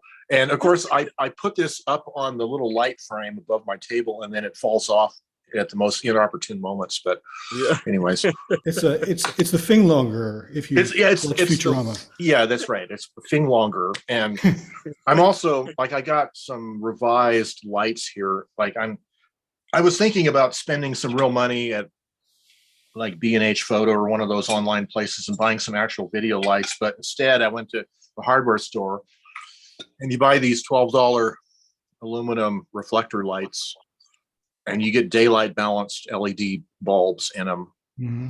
And then to diffuse the light, you put a sheet of printer paper, a couple sheets of printer paper over the front of the reflector and clip it with binder clips. Yeah. And so it's kind of like the poor man's studio light. So I have like 3 of them here, 2 of them here. They're just clipped onto this wooden cage that I have over my table. You know, I'm just doing this because I'm a cheapskate. And then you white balance your Thrifty. camera to the lights and it looks pretty Mhm. good, you know. So it's like, and the Thrifty. alternative is to spend $500 with, you know, professional lighting that takes up a lot more room, right? Yeah. Anyways, Wisdom. yeah, I'm just, you know, kind of trying to make this a budget operation, but a low Yeah. budget operation. Anyways, Frugal trumps expensive. yeah, exactly. Anyways, Chad, I really liked your notebook idea. I thought it was pretty cool. That's I'll very be getting cool. one too. So. It reminds me that I have a folder, Mhm. a binder, and it's one of those that are like heavy cardboard, and it has the same kind of binder clip on top. You know, it's like Yeah, a 2-hole, and so there's probably a 2-hole punch that they made for those at one time. It probably is, but I had this busted Wilson Jones thing that has a broken punch tower, Oh yeah, but it's completely adjustable. So adjustable, right? because I only need 2 holes, I set this one up to, you know, pretty much just be specifically for punching these sheets. Mm-hmm. Oh yeah, nice. So I remember seeing those 2-hole punches, and they were like narrower, Mhm. Yeah. right? I've seen 2-hole punches in the thrift shops. obvious office accessory for this project. Yeah, yeah. Is Yeah, if I so see you a need to go 2-hole down punch, to I'll bring Desiree's it to you. thrift store and find a 2-hole punch, right? Yeah, I have, like Brian, I've seen a bunch of them in thrift stores. So, you know, I knew I could probably get one, but I figured I already had this one. So, You know what's going to happen is there's going to be a run on people ordering 2-hole punches from Amazon or something. well, that's And fine. Amazon, the algorithm is going to try to figure out what the hell's going on with people ordering 2-hole punches all of a sudden. It's gonna throw a wrench in the algorithm where it's Oh, yeah. it's gonna suggest Yeah. like grass skirts for everybody next because it just Right. totally threw everything out of whack. And then your regional Amazon warehouse will start stocking them, and then nobody will buy them, and then they'll discount the price on them. Then they'll show up in thrift stores again. When they show up in thrift stores, right? It's an endless It's cycle. a cycle. Circle of life. John's probably got one that says Zephyr on it. I don't yet, but it's funny that we must all be on the same wavelength because I just got Oh. to do a whole Oh, bunch no. for Christmas. Awesome. A Shannon arch file. Mhm. Ooh, that's an interesting one. Now, is Yeah. that punch 2 and a quarter or 2.5 or 2 3/4? I think it is. Let me see how far away these You are. asking all these technical questions. What would that be in metric? In metric, it would be Even more. Don't put it in metric. 7 centimeters. I've only got inches here. Oh, okay. Well, then About I would page say, 9. yeah, 2 3/4 It's showing from the center of the hole to the center of the hole. Okay. Yeah, it's 2 3/4. Yeah, there you go. That's exactly the punch. But the Okay. funny thing is though, this little bar here, when you put the paper in, even an 8.5 by 11, it doesn't actually center the 2 holes. It's offset. Like this is not long enough for some reason. So I'm not sure. It's meant. Are you putting it in the 8.5 way or the 11-inch way? the 8.5 inch, like a normal, as if you're hanging. Oh tape. yeah, it should punch in It's the middle. not, it's not centered, and I don't think this is original. Maybe it's So made for I'm not sure. A4 or something, or Well, I Maybe. tried that too, and it's off as well. So Oh, I'm not quite sure why it's offset like that arm's not adjustable. Like No. no. Wow. I Yeah. I think it's defective. You better send it back. Yeah, maybe, I think you should ship it to me, Sean. I'll see if I It's can still fix under it for you. warranty, right? It's totally from 100 years ago, maybe. Yeah. So there's Well, it may obviously be different size for- paper they use for it. Yeah, it might be for like like I have some old paper that's probably about 6.5 inches wide. And that was, I guess that was a common size back then. It'd be perfect for yours, Ted, your small books. Mm-hmm. Yeah. Yeah, 2-hole punches. Like that was the first one I got was this really old one. I think that's 1918. Wow. Ooh, Ooh. that looks pretty heavy duty. Yeah, this is Yeah. like all cast iron. Like it's awesome. Mhm. Is that its But- original Wow. color? Yeah, that's the original color too. So it's Amazing. Samson. Samson. But I put little paper, like the ugly paper here is because this arm, the way it leverages down on these little plates at the back here, it's ground through the metal over 100 and some years. Mhm. So now it's not actually putting the holes all the way down. So I had to put the paper to boost it up so that it'll put the holes in the paper. So Oh. I'm going to have to take out the rivets here at some point and grind them out, take the whole thing apart, and then put some new metal in there to get it back up to the level, and then it'll work. But yeah. Sean, you should start a new website, twoholepunch.com. 2-hole, yeah. To join my other one, staplers.com. Oh yeah. And Zephyr.com. Yeah, I've turned into an office supply junkie, Joe.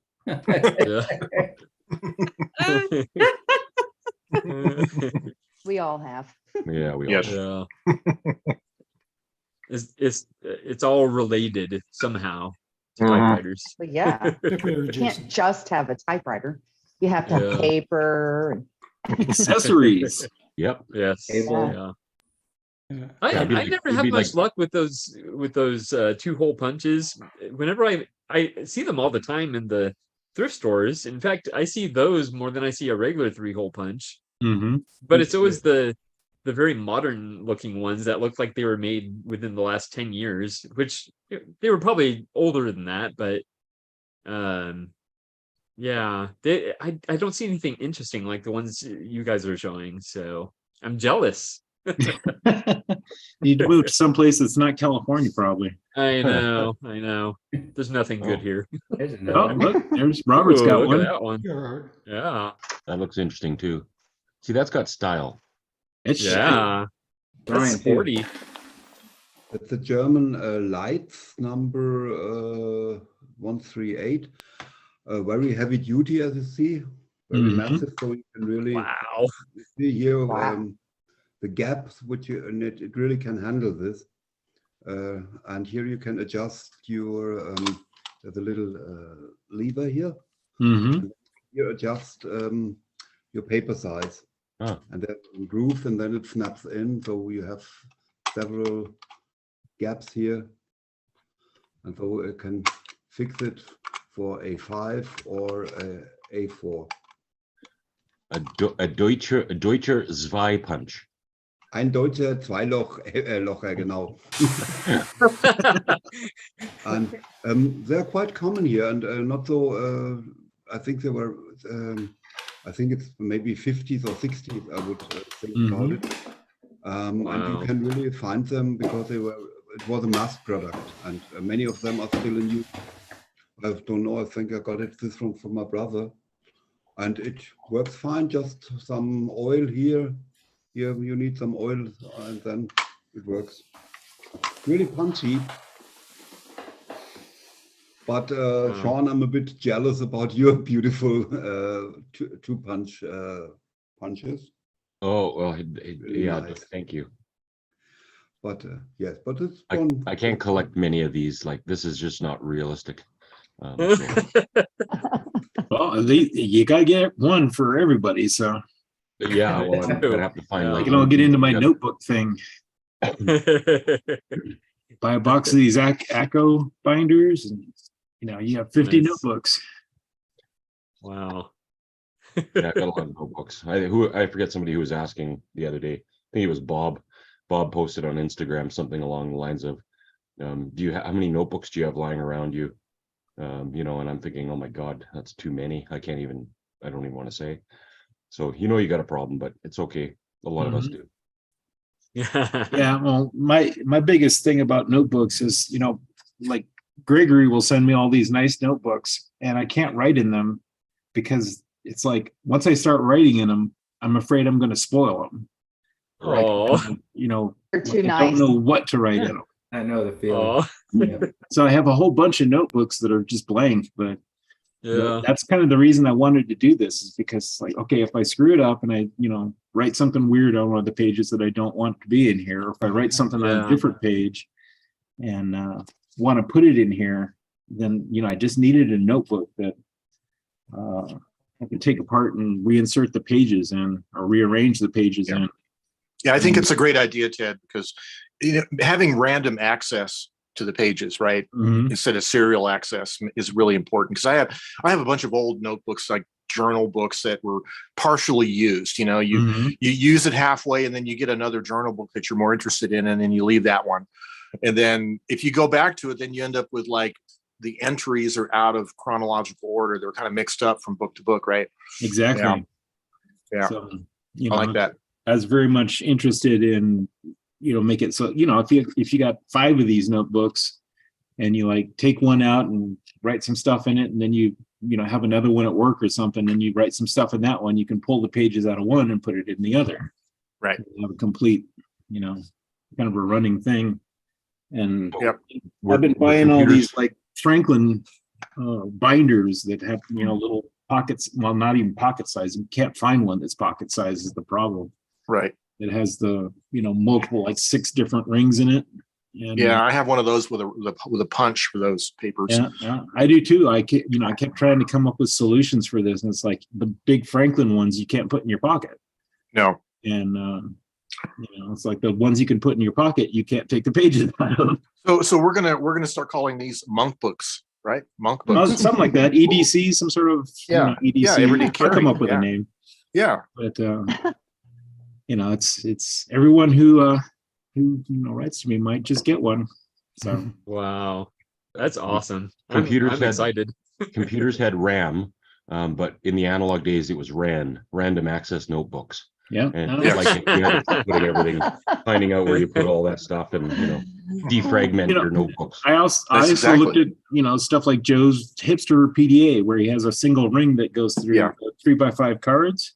Yeah, and that would have worked, but then you have this ring that kind of just right like that. Right. In your pocket, so then there's also these aluminum binder posts that come in different lengths, right? But those aren't those are actually a little more difficult to use, because if you stick them in your back pocket and sit on it, it's going to feel like, it's not going to be good. But, I did use one of those hipster PDAs for a few years at work, and it was the one with the aluminum cover, the metal cover I made, right? So it's a little bit more, like, resistant and all that. And, and I still have those somewhere back here on the bookshelf, but those were fun. It was nice to be able to take notes and stuff. And on those, you can take the spiral out and replace pages, but it's nowhere near as easy than as an actual disassembler binder clip. That's funny. My grandson gave me one of these, a notebook like this, right, with a spiral on the top, and it was made from a Colorado license plate. It was like a tourist thing, right? And that's funny, on the back of it, which is metal, they have a little sticker on there that says you can uncoil the spring and replace the paper out of another notebook. And I'm thinking, that's got to be awful tedious, right? Especially if you want to do it, a couple of times a day to stick a sheet in there. Yeah, exactly. Yeah, I like your solution. That's really cool. And I'm really surprised that nobody, like the Japanese, haven't come up with a little plastic binder thing with just unclips, and that you can, something like that. You could almost 3D print something like that, right? Yeah, I mean, I wonder. I was kind of, looking around for a while for notebooks that had this kind of system, and you'd think somebody would have thought of it. Yeah, you know, you want a pocket-sized notebook that you can, you know, be has some flexibility, especially the pen loop. I was really wanting to find one with a pen loop that would still fit in your pocket and not like have the pen be on the outside where it sticks out. Right. Yeah. I like it. Penloop.com, Ted, is your new website. But Yeah. I was going to say, you know, I'm on Facebook a lot, and I get fed these ads, you know, for products or marketing. And this one recently came up, was a plastic thin tray that you take discarded printer paper. The idea was if you work in an office and there's a lot of copy paper where people print stuff and then they throw the paper away and the backside of the paper isn't printed on. The idea is to take these papers and you cut them in half. And actually this little plastic tray has a little metal tear edge on one side where you can tear the paper, and then you stick the paper inside this tray. And then there's a magnetically attached little clipboard thing that goes over it that you could take a sheet out and then use it to write with. So it's kind of like recycling old printer paper in this little clipboard arrangement. But they wanted like $50 for this thing, you know. And I was thinking, oh, it would be kind of fun to buy one of those and do a review of it, but it's kind of overpriced, you know. Yeah, that's expensive. Yeah. A box of these Echo clips is $1. Yeah. Do they still make those? I mean, because I know you bought that secondhand. I bought it secondhand. I bought it at a thrift store, but you know, it's basically just this little post thing with sliders on it, and you know, a bendable piece that you stick through it, and then you just slide the thing. You fold them over and slide the things over to hold the prongs down, and they still sell 3-hole report binders that use that kind of clip system, but 3-hole, you know, like so. I can imagine that this format is completely dead. If you know, I'm sure people still use it. So not as dead as all the other formats. Yeah. I came across this. It's probably about 25 years old. It's got plastic clips in it. Oh yeah, see that's and those clips just undo pretty simply, and then you can, you know, it's basically a binder. And this is of this size, and I think the concept is valid. I don't know if somebody still makes these or not. I've got them from an Army place. And so the other thing that I was using is, and you've probably seen these, is these like Walmart kind of stuff. With little clips, yeah. So that's like the Franklin planners. Yeah, except a lot smaller. And and there's even another smaller size that I have. And the idea for me is not too keen on the plastic thing. I'd rather do a leather thing. So I've you can pull these things out and then just put a leather cover on it. And these are unfortunately they're a little stiffer. So even if it's small, you know, back pocket is not as easy as, say, you know, like a traveler's notebook kind of thing. How many rings does that one have in your right hand? This one has 6. Okay, yeah. See, those have been around for decades. I remember those back in the 60s. But getting the refill paper is kind of tricky because there's probably a name for that format, but of paper, but I don't know what it is.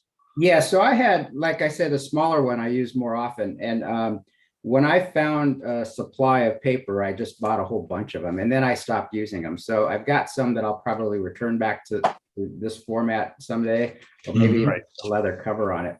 But it's sort of that I've always had that dilemma. You know, I would you know, binder versus notebook, and I got over the using a notebook, you know, it's too pretty to use kind of thing, by making my own. This is the things I showed you before. So since I make my own paper and notebooks, I don't worry about whether I'm going to ruin it. I just make another one, and it's actually relatively cheap.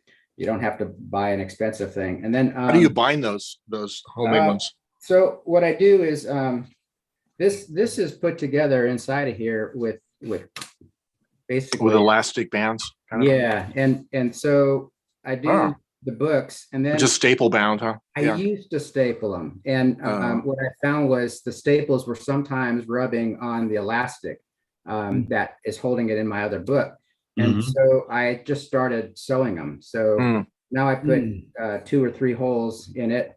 And then you can put whatever in this concept, which I got from the Traveler's Notebook process, was I just, I make the leather thing and then put, you can put 1 or 2 or 3 little books in there, depending upon how many elastic carriers you have to strap them together. And so that got over the problem I had with writing in, expensive notebooks, but it didn't necessarily solve the binder thing that's, the advantage of moving paper in. I can move notebooks in and out, not individual sheets of paper. So I think that's probably something I'm going to try and conceptualize next to see how important that is to make the sheets, if I can make them portable. Yeah. Here's my solution that I've been using. It's not a real solution per se, but this is the Circa or Arc disc binding system. Arc is the Staples brand, and there's a punch that I have that you can punch the holes in this, and it's kind of like a half round hole with a slot that goes out to the edge, right?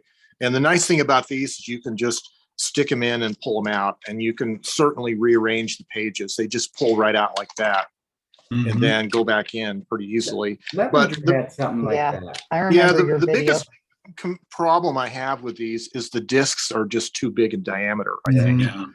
I wish they made them, these are like an inch. I wish they made them like ½ inch so you can make thinner notebooks that are, because I made a couple thin ones, that are only maybe 1/4 inch thick of paper, but then these big discs are kind of flopping around and they're not really very good. So yeah, they need to make a smaller size disc for this.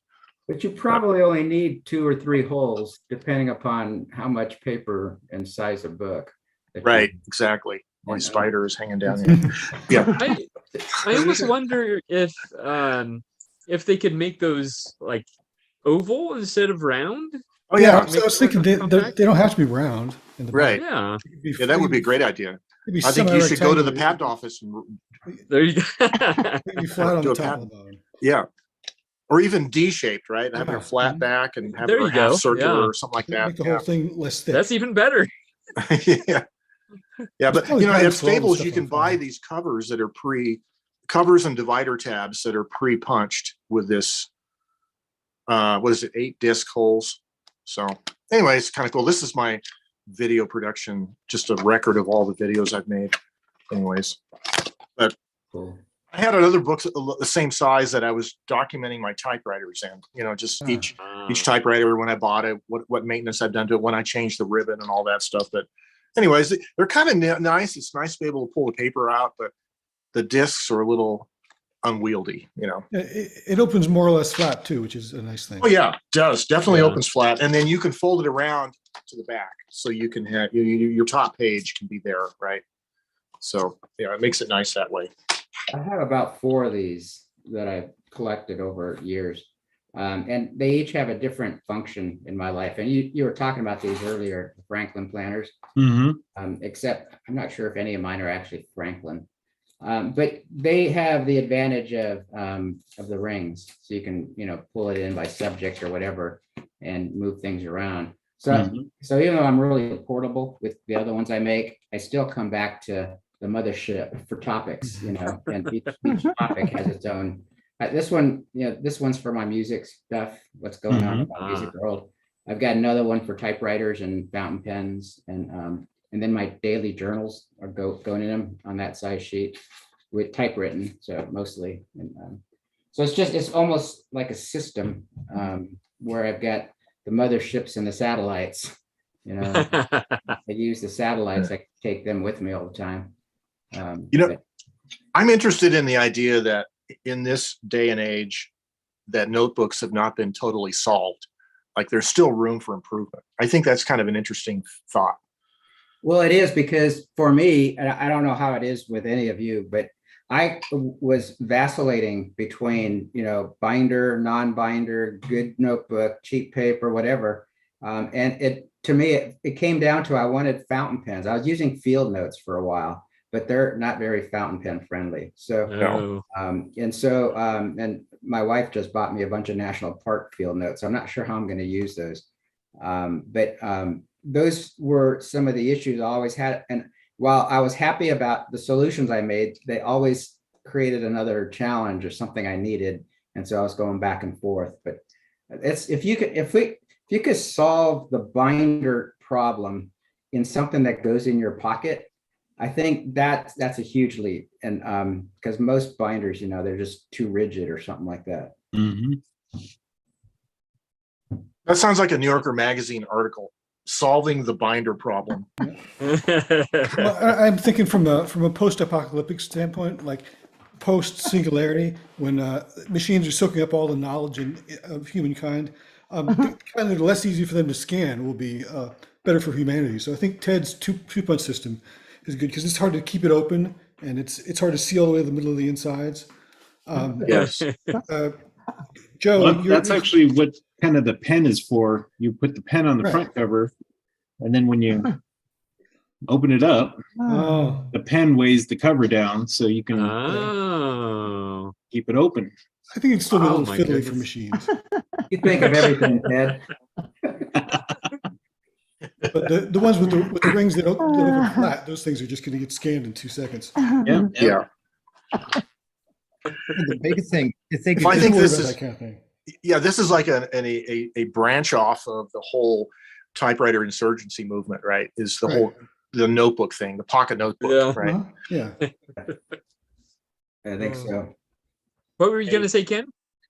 Well, I think if they would just come up with a standard, they've got the A's and the A5s and that group, the B's and the C's. If they could just come up with a standard that was fountain pen tolerable and have a pocket size, a medium size, and a 8.5 by 11 or whatever size. And then, you know, if you wanted to go like you were talking to, or John, about the smaller discs, they sell these, I think, at Office Max or Office Depot, and they're the same type thing. You know, you pull them off. They've got their own punch, but they're smaller. They're not as big. Oh, nice. So that works. But then, you know, you got the bigger size, which is great. You can almost put, but not quite. You know, almost, not quite. So, you know. Get And then paper you've cut. got Filofax, which is smaller, 6, like Rich, I think, was talking about, which is nice. But then you've got this other one, which is okay.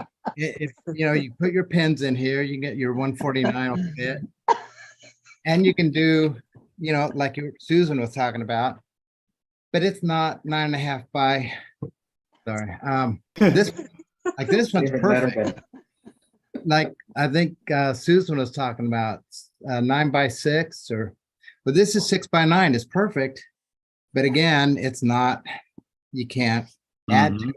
But you can't get that paper into the typewriter. That's the Exactly. problem. Right. You can't take have it to have apart. some way to get the paper into the typewriter. Otherwise, you're pasting your typewritten page into your journal. It's crazy. Yeah. About magnetic paper. Well, and then I like it. my wife got me Magnetic this, paper. which this is nice because you can put your iPad in it. Oh yeah. Oh, But then I think this is Levenger. But then again, you can't separate them, and they outsource it to Mexico now. So now it bleeds, where before it didn't. oh. So now, Are and you going to can throw put- that one? No. Throw that. Please throw that. You know, window crashing sound. And then you could put you could put this in here too, which was nice. But then this is 5th generation, and they came out with a 11th generation, which is a lot better, but it's bigger. So now, you know, None of your accessories work. Yeah. Yeah, I mean, you get a standard, and then they Yeah. change it.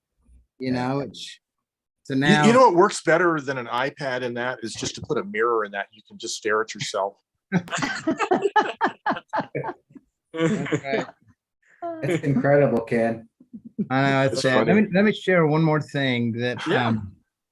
see if I can share screen. I found it and I passed it up. I was like, oh, I've got to stop buying these things that I don't use. But We all. see, I've never Right. experienced that, right? I've got the wrong screen. Here, I found this. Oh, come on, if I can drag it across. Okay, so this, I thought at first it was UT again, but it was actually a Universal Expert Typist pen. Oh, I don't know if you can see that, but it's in one of the antique shops, and it's not really big, but it's it's like a lapel pen, which I'm gonna have to go back and get it. They're closed today, but go back and get it because I guess one of the guys from ATI had given a Universal to a young man. So okay, how do you stop sharing? you're actually not sharing. Okay, great. Oh, was it showing before? No. Oh, okay. Let me. We were All this using our time. imaginations. Yes. Oh, here it is. Okay, there we go. Okay. The little wheel is okay. Ah, Yeah, it's a little lapel pen. Oh, that's fantastic. So yeah. Anyway, I'm gonna have to go back and get that. And what thrift store is this at? Yeah, exactly. You're not going to It's a tell us, race. are you? That's North is Central Texas. Well, that narrows it down. At least. Yeah, there's a guy up in Austin that gives typewriters away, and he gave him a choice between I don't know if it was a Lettera and a Universal, but he went for the Universal. So I'm Smart kid. agree with that and get him a little more inspiration to keep him going. I'll hold him off and have this guy that works with ATI. Susan knows who he is, but once he comes to a proficiency, maybe they can do a little ceremony at the January 21st type and get him give him the pen for typing or whatever. But anyway, that'd be very cool. Something to work towards. well, that's what it's a lesson. You never pass up something because you never know when, of course, then you have a house full of stuff. It's not, you have to keep pushing. Oh, yeah. That's what always gets me in trouble. Yep. Ken, I'm impressed with your notebook collection. Looks like you've been on a path. Well, at my age, you think you'd narrow it down to something, but the traveler thing, we did that too. Yeah, I recognize. But again, last December, it got stolen. My bag got stolen. So these might be coming your way, Rich. Okay. Happily. Yeah. I was going to mention another kind of binding that I just thought of is the Rolodex punch. Oh, and yeah. they make punches for them, but the problem is they don't make a binder for them, right? Other than a Rolodex, Mhm. Exactly. Yeah. I don't think a Rolodex will fit in your pocket. No, not easily. Yeah, I recently got a Rolodex for my ink swatches. So yeah. Nice. Oh, nice. Oh, that's a great I need like idea. a file Your of facts. fountain pen, Yeah. watches. That's nice. Yes, for fountain pens. File of Yes, facts with the alphabet on the side where it flips up, and you have cards Yeah. to say each one. Yeah, there's actually a company, I think he's called the Well-Appointed Desk, and he produces something that's very popular called the Colo Ring. So it's these little cards that have one hole punch in them, and you keep them on a ring, and you can do your ink swatches on those. And then he has another one which is actually called Colo Dex, which uses the Rolodex cards. Well, he has nicer paper that he uses. They're slightly larger. They have a little bit more texture to them. And I actually have a video about this on my YouTube channel, Pensane. I compared his little Colodex cards to the Rolodex cards, and the Rolodex cards that came with the Rolodex, which it came with 500. They work almost as well as the ones he's selling, and he sells 100 cards with nothing to put them on for $15. and I got the Rolodex for, I want to say 25, and it came with 500 cards. So Wow. yeah, I mean, I love his idea, and I love supporting small businesses, but you have to go with what is practical and makes sense financially. So yeah, so I'm gradually inking up or making my ink swatches for my ink collection, which is growing very quickly. Wow. So I found Rolodex is really ideally suited for password management. If you want a paper-based password management, because it's random access. You can add another card in there if you want to. You keep them in alphabetical order. And if you're like me, you have a lot of passwords. If you think about online accounts and everything else, there's just a lot of stuff. So I find they're really ideal. And then this reminds me of, there was recently there's some password manager website or app that got hacked, right? So I still like the idea of a paper-based password manager. It got recently hacked, but it's been hacked 7 times in the last 10 years. yeah, exactly. Wait, which one was that? LastPass. Oh, okay.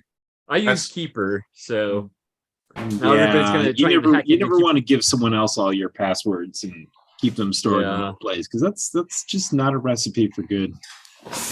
Even the place down here, it's a Rackspace. I don't know if you've heard of the company. They've a class action lawsuit against them for hitting with the they got hit by the ransomware. And so all these companies that trusted them to secure their information is now they can't get to their files, which yeah. And and one of the places I consulted with said, hey, where should we save it? I think 3 places: have a local, offsite, and a backup for your offsite. And they said, well, what about Rackspace? It's like, yeah, no, it's somebody else. You're outside the company, and they're vulnerable too. Which can't trust them. Yeah. Just buy your own server. They're not Like that Ted. expensive. Preferably not in the same country. And Yeah. separate or type everything so you don't have to worry about it. Yeah. Well, that's what I do with passwords. I type them up, put them in my book, and then I have some 3x5 cards, by subject too. So type on there whatever accounts I had to create for that subject. I don't know if I told you guys about I fairly recently discovered that someone hacked into my Netflix account. And I only found this out because in the recently watched, there was a foreign film. And first of all, it was not a movie I probably would have been interested in. And second of all, it had subtitles, and I hate subtitles with a passion. So I was like, why is this in my recently watched? So fortunately, Netflix has a feature where you can go back and look to see where your account was accessed. So I did that, and it was some I forget the country now, but somewhere in the Middle East, I think it was. Amazing. Yeah, so I changed my password and all that stuff, and yeah. Nothing sacred. Fun times. Yeah. I miss the days where I could have one password for every single site. And it was something easy to remember, like my last name and the last 4 of my phone number. Or the word password. Or the word password. Password 1, 2, 3, 4. Yeah. Unwise, very unwise. Well, you Although still very do commonly that. done still. I mean, the first 6, most common passwords in the world are password 1, 2, 3, password, Exactly. QWERTY. Yeah. Mine's a lot more secure because I capitalized the P, so it makes it a lot more secure. And think of that. Oh. That adds at least 2 minutes to the cracking algorithm. So working in the library, we're often helping people on the computers, and some of the people, tend to be older and they're not computer savvy. Like particularly like if they're job hunting, because uh, almost all companies require that you do an online application now. So I'll go over to help this person with the application, and first of all, they don't even have an email. So I help them set up an email, and then I have to tell them, well, pick a password you're going to remember, but it's not too easy, And so we get that set up, and they go through the process of the application. So then on the next visit, they come in, they've completely forgotten their email address. They've completely forgotten their password. It's like, oh, oh my goodness. Yeah. And if they don't have a phone, how are they going to do the multi-factor authentication? Exactly. Yeah. Yeah. It's one of the frustrating aspects of the job. You want to help them, but they know so little about computers. It's like, they're not really helping themselves by not trying to learn the computers. So Well, at least they're it's going to the tough. library. You got to give them a little credit for going to the Oh library. yeah, definitely. They're trying. Definitely. They went to the right place. Yeah. Yeah. I'm almost always able to help them. It's just, the having to every single time they come in, having to reset their password and check their email and all that stuff. That's a lot of time they're spending that they could be doing something more enjoyable. Well, that's why we need Neuralink instead of There you using go. devices. It's like I went to Home Depot and I didn't know where this plumbing thing was. So it's like, okay, I've got the app and it'll tell you row and aisle and bin. So I get in there, oh, you have to update. They won't let you use it unless you update the app. And of course, You think that's cellular gonna be phone in the different? middle of a warehouse is no good. Your data, so you're like, I'm just gonna go find it, Neuralink's not going to help you there. I mean, the True, only thing but if you have Neuralink's good going to memory, you have to augment your memory to where you have before you go. When you're outside, you can. you hook your brain to the internet, and you're going to end up providing how many gigabytes of storage for someone else's porn collection. Always I mean, you put the wetware to the hardware. That's bad news, man. It's coming. And Unfortunately, anything that works with a proprietary app, is going to die as soon as the company runs out of money, and you have a piece of it. You don't want your brain hooked into that ecosystem. No. But if you're not upgraded, you're going to be obsolete. You'll be like the people in the library that don't know their password. But That's fine. They don't get their money stolen by true hackers crypto. They just need to learn to write down their crypto. passwords. I They just need to write them down. I think I can speak from some authority as someone who actually has wires stuck in their brain hooked up to a little computer. Mhm. So, yeah, I wouldn't want that connected to the internet. In fact, I even asked them about it before they did it. Like, so what kind of security is on the system? Is this locked down? Is this encrypted? My brain is fully encrypted. Good. Our brains are already connected. You just don't realize it. That's right. Ooh. Well, I think it's funny that the crypto guy, the Bitcoin guy that got taken to task, him and Bill Gates, all these, well, not Bill Gates so much, but Steve Jobs had always dressed down like the West Coast techies that, none of more business suit. They were anti. Well, when this guy went into court, he had a suit on. Like, what happened to your little shorts and t-shirt, When it really matters.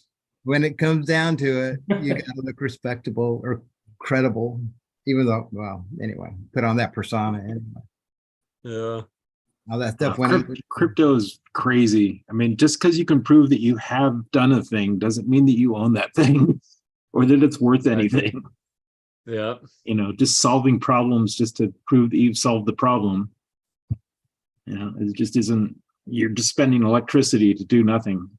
Yeah, it's not really sustainable from an energy standpoint. I mean, crypto is going to be useful for things like logistics. When you can have a chain custody for an item coming from China to wherever, and you can prove that that went here and here and here and was touched by this person and that person and that person. But as money, no. Crypto makes no sense as money.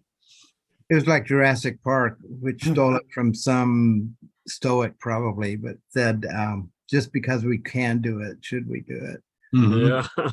We keep forgetting to think about use it for good, but it can be used for evil. Well, and you think about the amount of electricity and the amount of, computer hardware that was burned up over the past 10 years, running crypto schemes or making crypto or solving these problems to prove that you've solved these problems. And, you're talking about the electrical output of Denmark every year for, how many years now? And that's just wasted. It's just completely wasted. Kind of like the electric cars that still need coal to charge their batteries or whatever. Mhm. Yeah. I guess somebody did the algorithms on it, but it doesn't make sense sometimes. Yeah. I keep seeing that orange thing on Ted's desk, and I keep thinking it's a 3.5-inch floppy disk. Yep. I know, huh? Oh, he's gonna get a good floppy disk. Stash. Another tangent. That's where you want to go buy a Sony Mavic camera.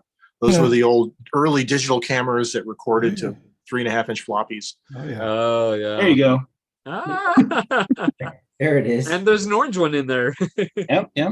Well, they had one that did a little CD. The camera had little mini CDs. Oh yeah, yeah. Oh, wow. Nice. It was the metal thing on the end, the clip that looked like the metal part of the. Oh, yeah. Yeah, I got it. Yeah.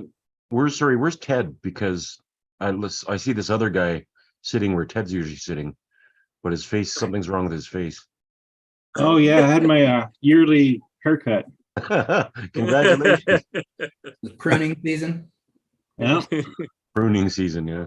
It starts out like this, and then after 6 months or so, it ends up the way I was last time you saw me.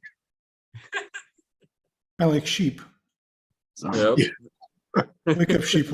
Don't worry about it much until my wife decides that I look like a bum. Oh. And then she cuts my hair. Huh. Well, you never look like a bum to us, Ted. Well, thank you. Or another way of putting it is you're our bum. Yeah. Oh, there you go. You look as much like a bum with lots of hair as with no hair. Well, if you're doing this, you look like a cop. Let me put the sunglasses on. So I get to spend some time looking like a cop for a while, and then intimidating people. Here we go. Oh, those are dusty. Wow. Haven't used these sunglasses in a while. Oh yeah, the aviators. Oh yeah. There you go. Yeah. You know why I pulled you over? You know why I pulled you over? No, why do you don't know why you pulled me over? Why are you asking me? Oh, because I thought maybe you'd have the reason. Oh man. That's funny. Look like a dock worker.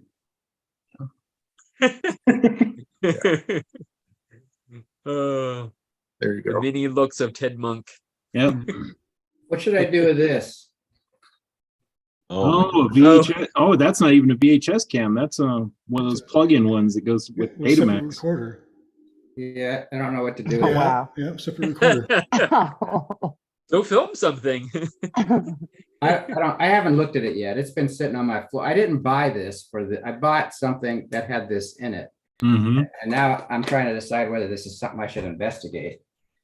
Well, it's an excellent camera if you can figure out some way to get the signal into. I think those were the ones that used the shoulder-mounted portable VHS recorder part. Yeah, it was a two-piece you got the unit. recorder separately. You just showed. Yeah. Yeah. Oh, I see. Okay. So you can actually hook that into like a digital recorder and probably use it. Yeah. What brand is it? Is it RCA or Hitachi? Is it JVC? Is it Joe's? Yeah. If it's RCA. It's RCA. Okay, so those are made by Hitachi, and the recorder deck part, the only real problem that I remember those having is there was a small belt that ran the loading system that would get stretched out and they need to be replaced. But those were pretty decent cameras back in the 80s. Well, By the doesn't way- mean I should use it though, right? I'm trying to talk you into using it. That's right. Yeah, you should make that your webcam. Yeah, use it for your There typewriter. you go. pal. Zoom cam. Yeah, Absolutely. so I bought it for a case. I wanted the case and she wouldn't let me have the case without, it was like $15. She wouldn't let me, she said, if you buy the case, you're gonna have to take the camera. Yeah. It was a camera shop. So those use those long rectangular batteries, right, in the portable unit, I believe. Yeah, could be. And is there an AC charger, AC adapter that runs the VCR unit? I don't know if the battery's in here or not. See, that is just the viewfinder on your right hand, it looks like. With the big block Yeah, I don't know if you actually have the recorder deck part. is here. Yeah, that's the viewfinder that goes on top. Okay. Do you actually have the deck, the VCR deck where the No, tape this goes is in? all I have. Oh, okay. So there's not much you can do then without No. the other half of it. Yeah. So it's a paperweight? No. Well, Make it if into you a lamp. mount it above your garage, people will think it's a security camera. And they'll see how old it is and they won't bother coming into the house. They won't bother coming in. No. But this is what I bought it for. Oh, nice. Ooh, Shiny. that was worth it. And, yeah. Definitely. and the reason I bought it is because I have a typewriter that needs it. Mhm. And Ah, I've showed you this typewriter before, some time ago. Please do it upside down. Oh, the Calibri? Oh yeah. No, that's a Smith Corona. Oh, Yeah. Smith Corona. Oh, yeah, yeah. That fits Shiny. perfectly with Oh, the no. whole Chrome going, yeah. style. And it's got the foam in it and it fits almost perfectly in it. I wish it doesn't fit on the flat, on the shallow side down. It has to go in this way, Ah, but it's still, I think, like the perfect case for it, yeah, that's neat. which then liberates another case. And I don't know what I'm gonna do with the one that came in. So if you were able to figure out how to put some pen holders and notebooks and paper holders in that, you could have a portable desk. You could go to Starbucks and really bother people with your typewriter and your portable writing station. Yeah, Yeah. and sit in the sun so it's the glare blinds everyone. Oh, yes. Yeah. Yeah, of course. So it'll slide to the left or right, which then gives enough space to put, like a notebook or something in it. Oh, yeah. So, yeah, I thought it was kind of cool. And like I said, for $15, and she wouldn't let me leave the camera there. So Well, you can always tear the camera apart and use the lenses for like box cameras like Yo does. Yeah. Good job. oh yeah, you need a lens. Probably not. So was this a thrift store where you got that at? It was at a flea market, Oh. in the building portion of the flea Oh. market, and it was a permanent vendor there that sells cameras. So you might want to go back and see if she doesn't have the VCR half to it, Yeah, she might know. Yeah, because that would make it useful if you could get that and but then and would get it be- working.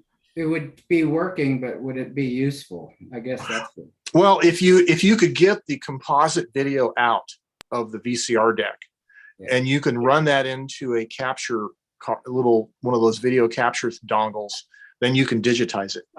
Oh, that's Yeah, I was yeah. thinking of making a lamp out of it. That's another option, right? Yeah. But there would be somebody in the VCR community cringing at that. Oh, they would. Oh, yeah, sure. oh, that's funny. Oh, well, I guess while I'm talking, this is the other thing I got. Oh, And I admit I bought it because of the case primarily, not only. Oh yeah, that's beautiful. What they've done is they've Corona stripped it port. and then resurface it, and I think this band was added. But what's inside it is this.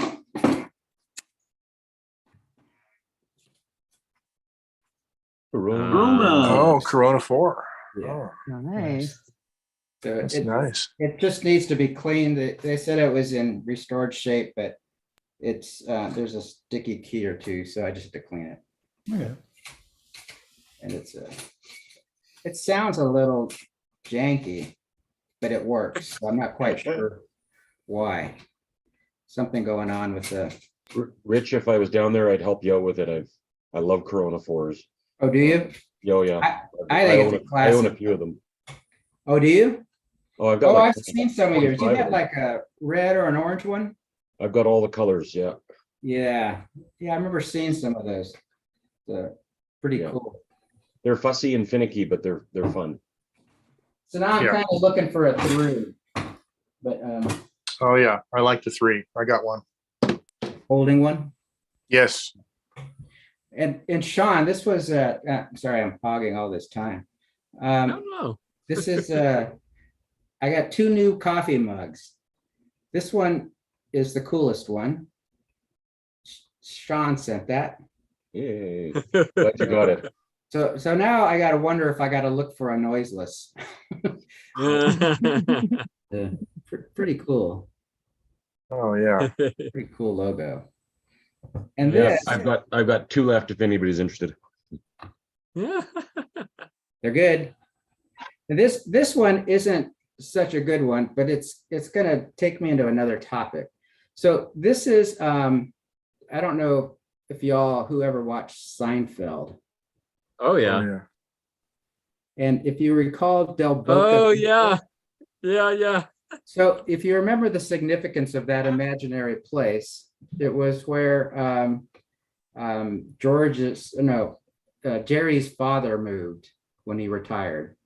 His mom and dad moved to there. So this mug was sent to me by my brother because effective yesterday, I retired. So the other thing he Oh, wow. 2 people have retired. Yeah. Nice. And the other thing that he sent me, which is sort of just in a side tangent, the summer that I left for the Army, my brother and I bought some tickets to Pink Floyd. And this is the Animals album as it came out. We went to see the Animals tour. And he bought me, along with this cup, of about 3 or 4 things, Pink Floyd stuff. This is a video of that concert we went to that somebody had taken 8mm. And so wow. I haven't opened it yet, but it's kind of weird. That was in May 9th, 1977. Wow. And I'm kind of anxious to watch that. He had put all that stuff up and was kind of cool. But And Rich, you were at that particular concert in 1977? yeah, that was I was a senior in high school then. And You don't want to know how old I was. About 5?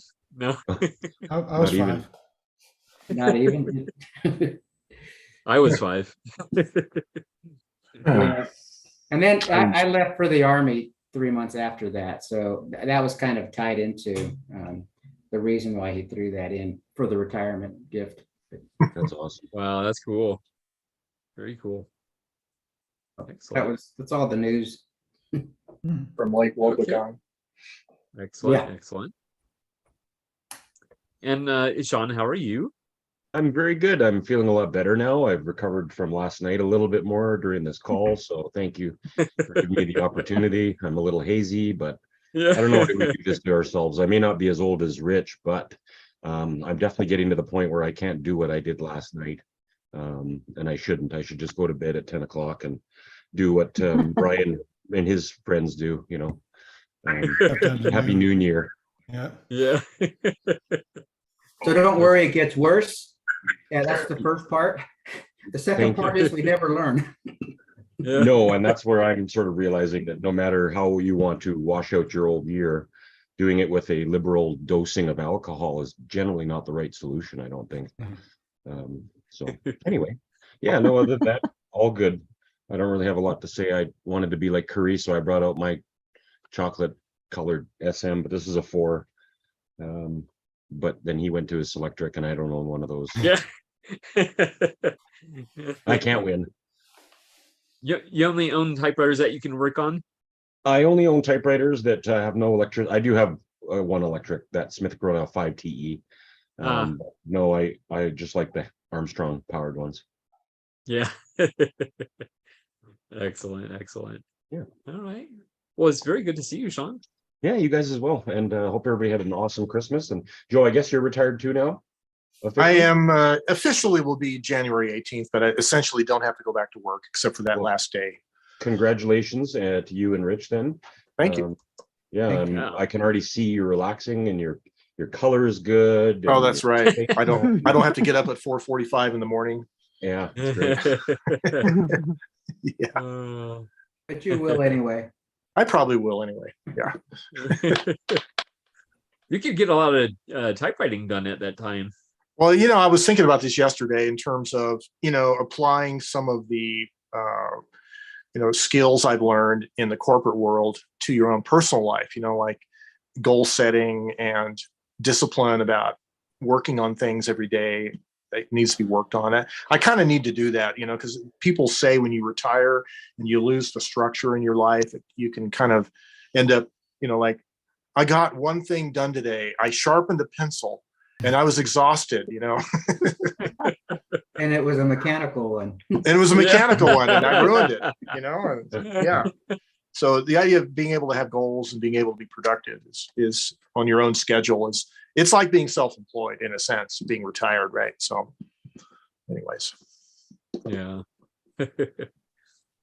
Excellent. And it looks like Diane is busy with something. Hi, Diane. Hi, Gregory. How Yeah, are you? I'm trying to clean up an SM9 case. Ah, excellent. So Happy New Year. Happy New Year. Happy New Year. Joe, Rich, I'm retiring. Oh. You are? No, I said congratulations to Joe Oh, and Rich okay. on retiring. No, Yes. I'm not anywhere. I think I'd go banana bonkers. Oh. That's a good place, though. I think I need that structure in my life for now. And plus, I like what I do. So, Then you're already retired. well, Yep. no, I actually got to start going back to the office this week. That kind of stinks. Oh. Yeah, they want us to go in at least one day, and then we're supposed to pick another day. So we're supposed to just, and I don't even know if we have to stay the whole day, which for me kind of sucks because that's a long trip. So How about never? Does never work for you? Yeah. well, it does, but I'm not at that point yet, Joe. I can't do that. Yeah. As much as I haven't even really thought about it, to be honest. So yeah. It's great to hear your voice again, live, Joe. Thank you. As opposed to being dead. Oh. No, as opposed to being Memorex, Yeah. Well, speaking of voice, I got COVID in mid-November, and then when I recovered from it about a week and a half later, I got influenza A. So I've been like the last month and a half, I was kind of under the weather, so to speak, but doing better now. So, but it's a good weight loss program. So, Oh, yeah. Oh dear. Wow. Well, hopefully you're done with that for now, Joe. I hope so too. Yeah. Yeah, Yeah. my mom was diagnosed positive with COVID in December, and oh my, she just about went cuckoo. Oh. The whole isolation business doesn't suit well with her. It's like, she's in her 90s and she goes to work she works at the church cemetery a few days a week, and that's just to keep herself occupied and to see people. I mean, she would be one of these that would be forgetting the passwords, but she doesn't like technology at all. So there's no internet and nothing at her house. So she doesn't do passwords. She does everything by mail or phone or whatever, and that's kind of a pain in the butt sometimes. Even though her phone will accept texts, but she doesn't want to learn. It's a flip phone. She doesn't want to learn it. It's like, okay, fine, whatever. Yeah. Yeah, it's like we went from, what was it, about -7 one night, let's see, what was it, the week before Christmas, it was the Thursday before Christmas, it was -7, And then, a week later, or this past Thursday, it was 60. Yeah. Mhm. Yeah, we had all the nasty weather, and it's like, yeah, leave your pipes running for a week so that your pipes don't freeze, and oh boy. I heard another one's coming. Welcome to Canada, guys. I'm happy you're all experiencing the reality now. 40 below. Well, today I'm back in shorts weather here in my view. Lucky. I don't really have anything new. I just retrieved. Oops. Unplug this thing now. I retrieved this. I retrieved the Smith Premier number 3 as well, but it's in the other room. Huh. And I got my Underwood 6 sorted out. It was doing the sloping text, and that's a pain. Oh, hey, Diane, do you want to tell the Barbara Walters picture story from last night? Being that she just passed away. I don't have the actual.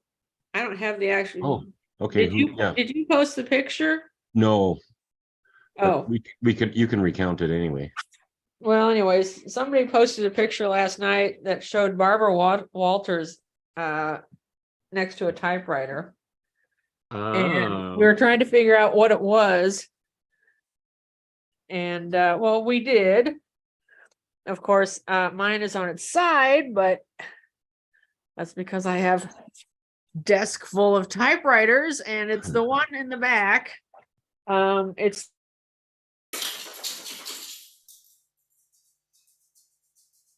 No, your audio is gone. Oh, she muted herself. Oh, okay. It looks like, yeah.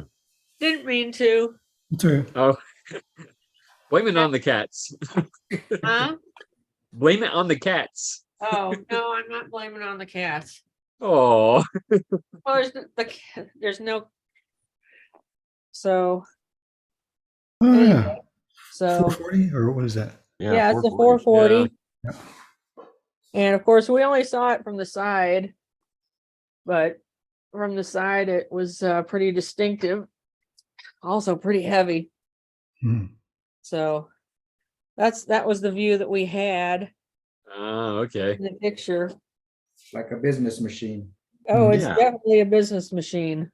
It was, I mean, the picture was obviously taken during an ugly time in typewriter design, right? I mean, Yeah, it was no style to that, but a transitional it's royal. period. A transitional period, right? Yeah. Between ugly and less ugly. Yeah.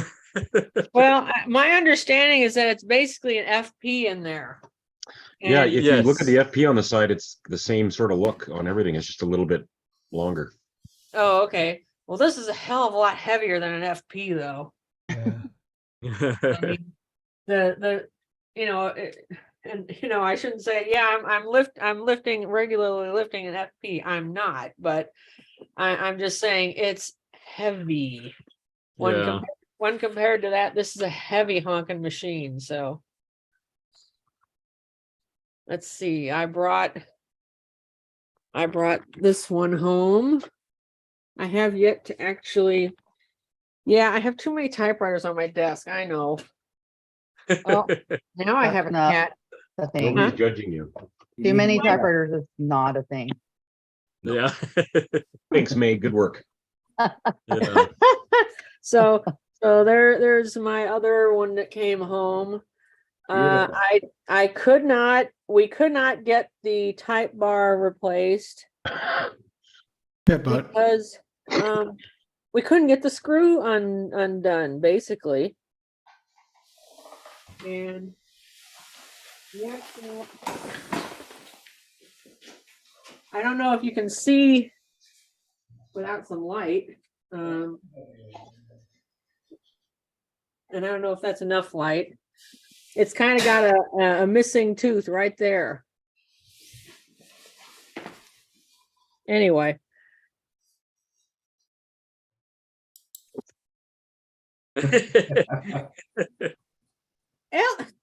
Hogan. Yeah. Hogan. Hogan. Yep. Yep. Bar And is born. Clink is the one who's hiding, believe it or not. But anyway, so here you might be able to see it a little better. The missing type bar or Okay. broken type bar. But you know, I made a good faith attempt to get it fixed, but the 123-year-old screw refused to give way. What letter is that type bar? 3/4, so it's really truly meaningless, but no, it's nice to have a complete typewriter. Yeah. It's that completist streak, you know. So you're gonna leave it be? I'm gonna leave it be. Yeah. Letter B. Letter B. Better be. Sesame Street. Yeah. Sesame Street? Yeah. Letter B. Yeah. Oh, Yeah. come on. Got Kat. character. That's what it's got. Yes. Well, yes. yeah, it does. Maybe I'll get a type sample. If the drawband is busted and I have the front the each end of it, but trying to make a a cloth one like I did on my other one. Just haven't done it. And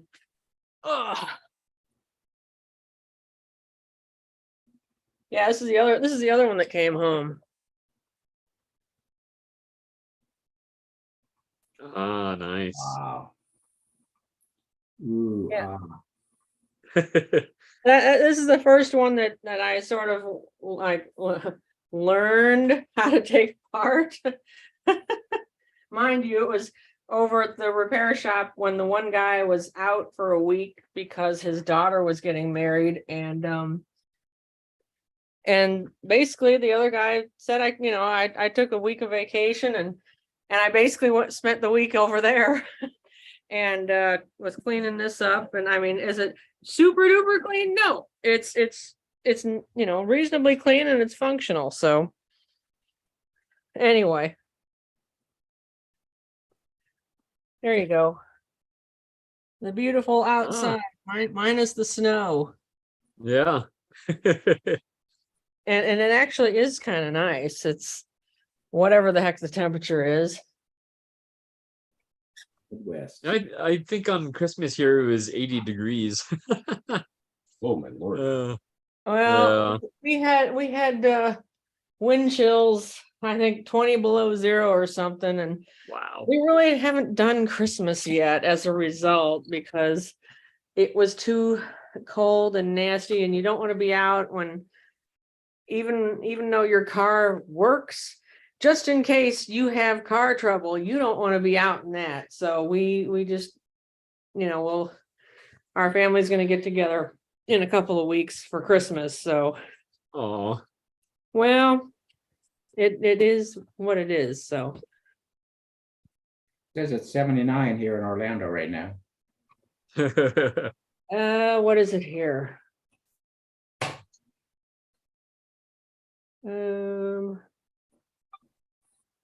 It says 60, but that might be off a little bit. Come on. Oh, 68. Yeah, it's nice Right. here too. Well, there's technically 12 days of Christmas, so you can celebrate. Couple That's of weeks. true.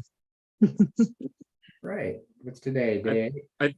I think Day it goes 9? until the January 6th, doesn't it, or something like that? I think so. Yeah. I don't know. We're not doing it till the 14th though, so we're outside of that window, but that's not the point. So Yeah.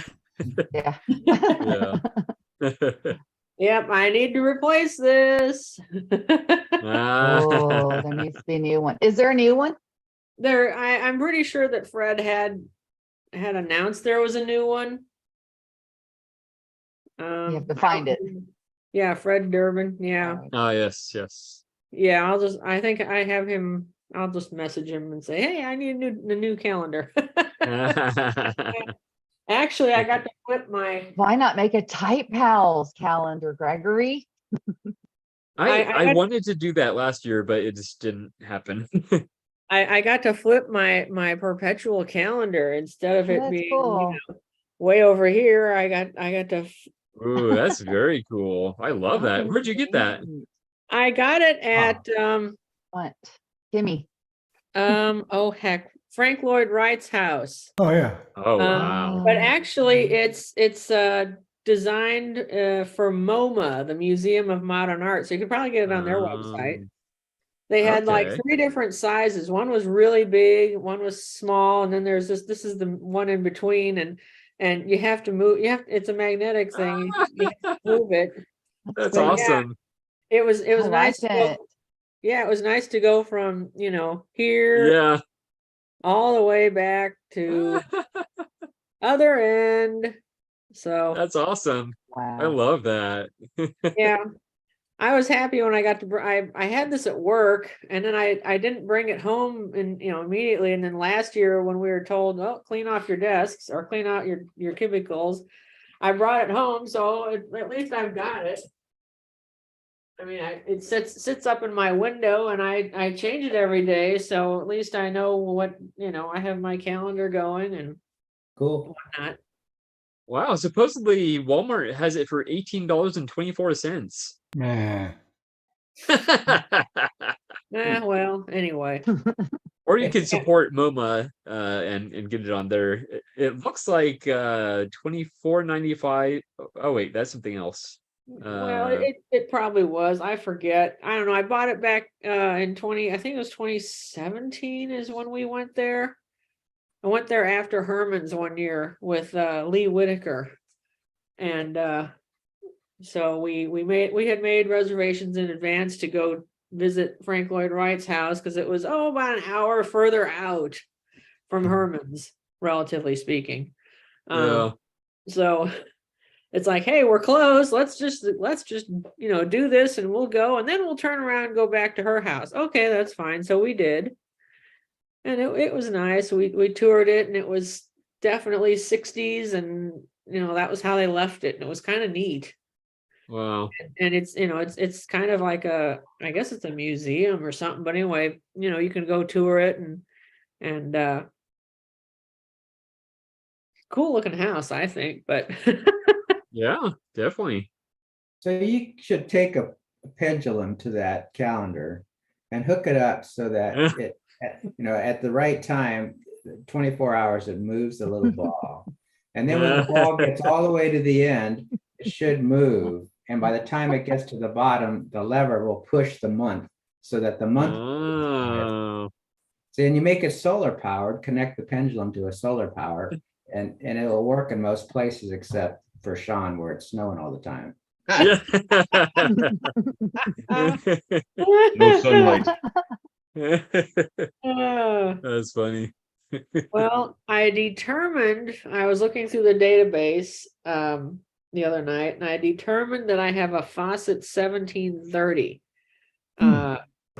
standard. It's the one that's still over there, and that's fine. I know where it is, and whenever they get around to it, that's fine. Or if I get tired of waiting, or if I have another holiday, I'll go do it. But anyway.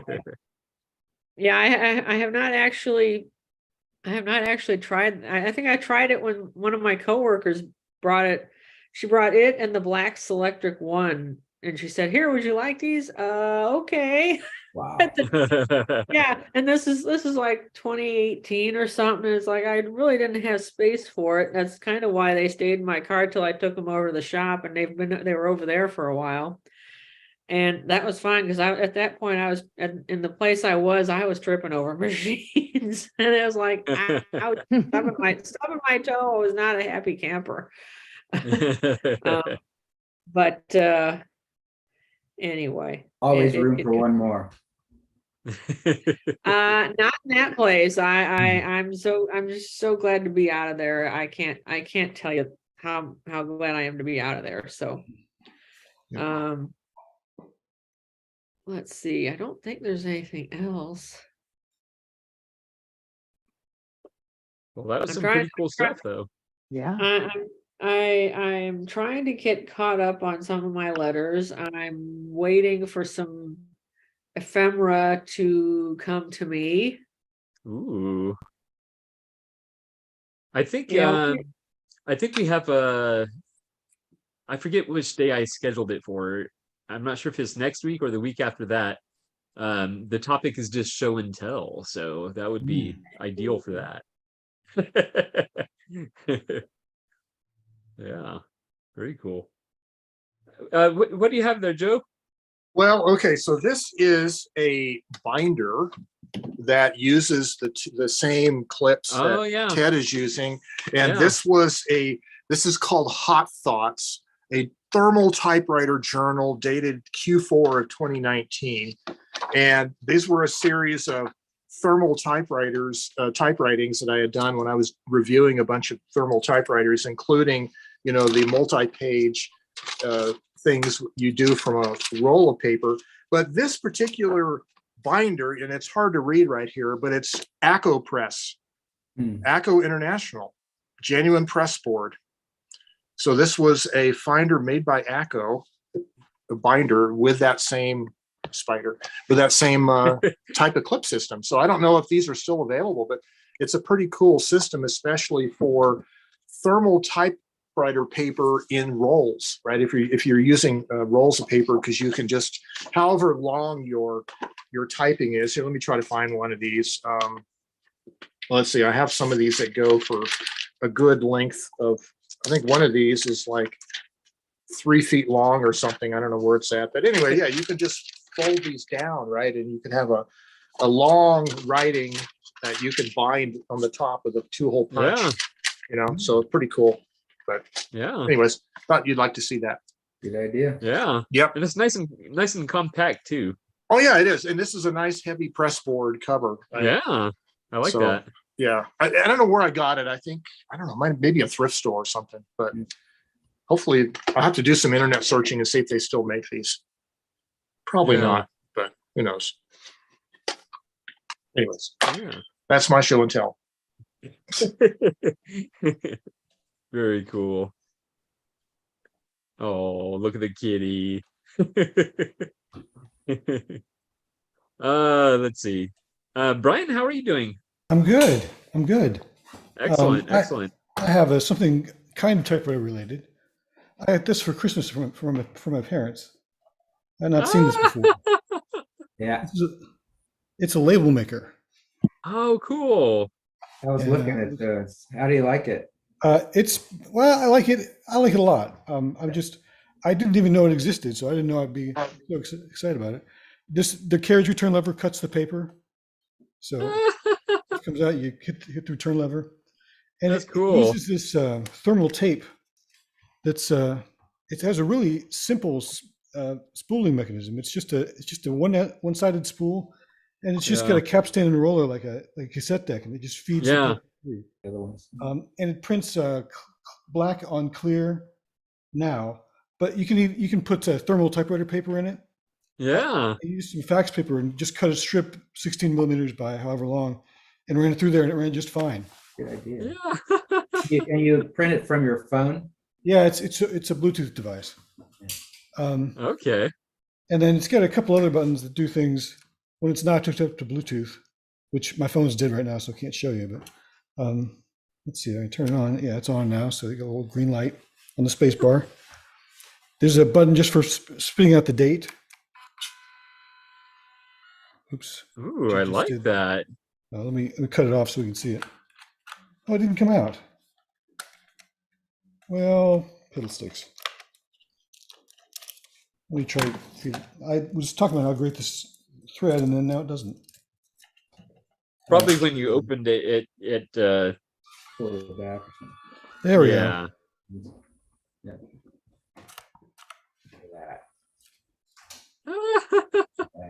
Ooh, I like that. I like that a lot, actually. It's got a custom button that you can press to do something else that you program ahead of time.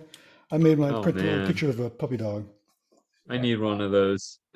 I think I've seen similar small printers that are using like 2 1/4 inch wide thermal paper, and those will print pictures, like, you know, black and white pictures. Yeah, that's pretty cool. Picture of a puppy dog. That's really cool. And when I found out it was Bluetooth, I decided to start seeing if I could get it to operate with something other than the software that they build in, because it's pretty clunky. Yeah. So I got a packet sniffer, and I've been working on reverse engineering the protocol that makes this work over Bluetooth. And I'm not doing very well, but I'm having fun. Well, Use some kind of proprietary extension of the Bluetooth standard that's not recognized well by my software, but it's fun. Yeah. Keep me entertained. Yeah. I just thought that was such a cool thing. It's just, I've seen things that are supposed to look like typewriters that don't look as much like a typewriter as that does. Like, see pencil sharpeners and things that have like 9 rows of keys, and the typewriters swing the wrong way. This actually looks like somebody saw a typewriter and knew what they were trying to do. Yeah. I give them points on that. Yeah, definitely.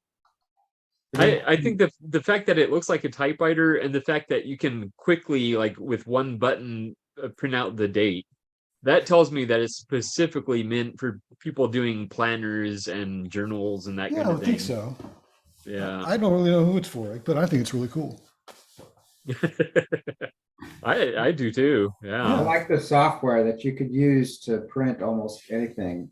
Yeah, it's I just threw out all the labels I printed before. I should have kept them for show and tell, but it's even got a typewriter font, like a serif typewriter font with the capitals shifted a little bit, like your on feed isn't right.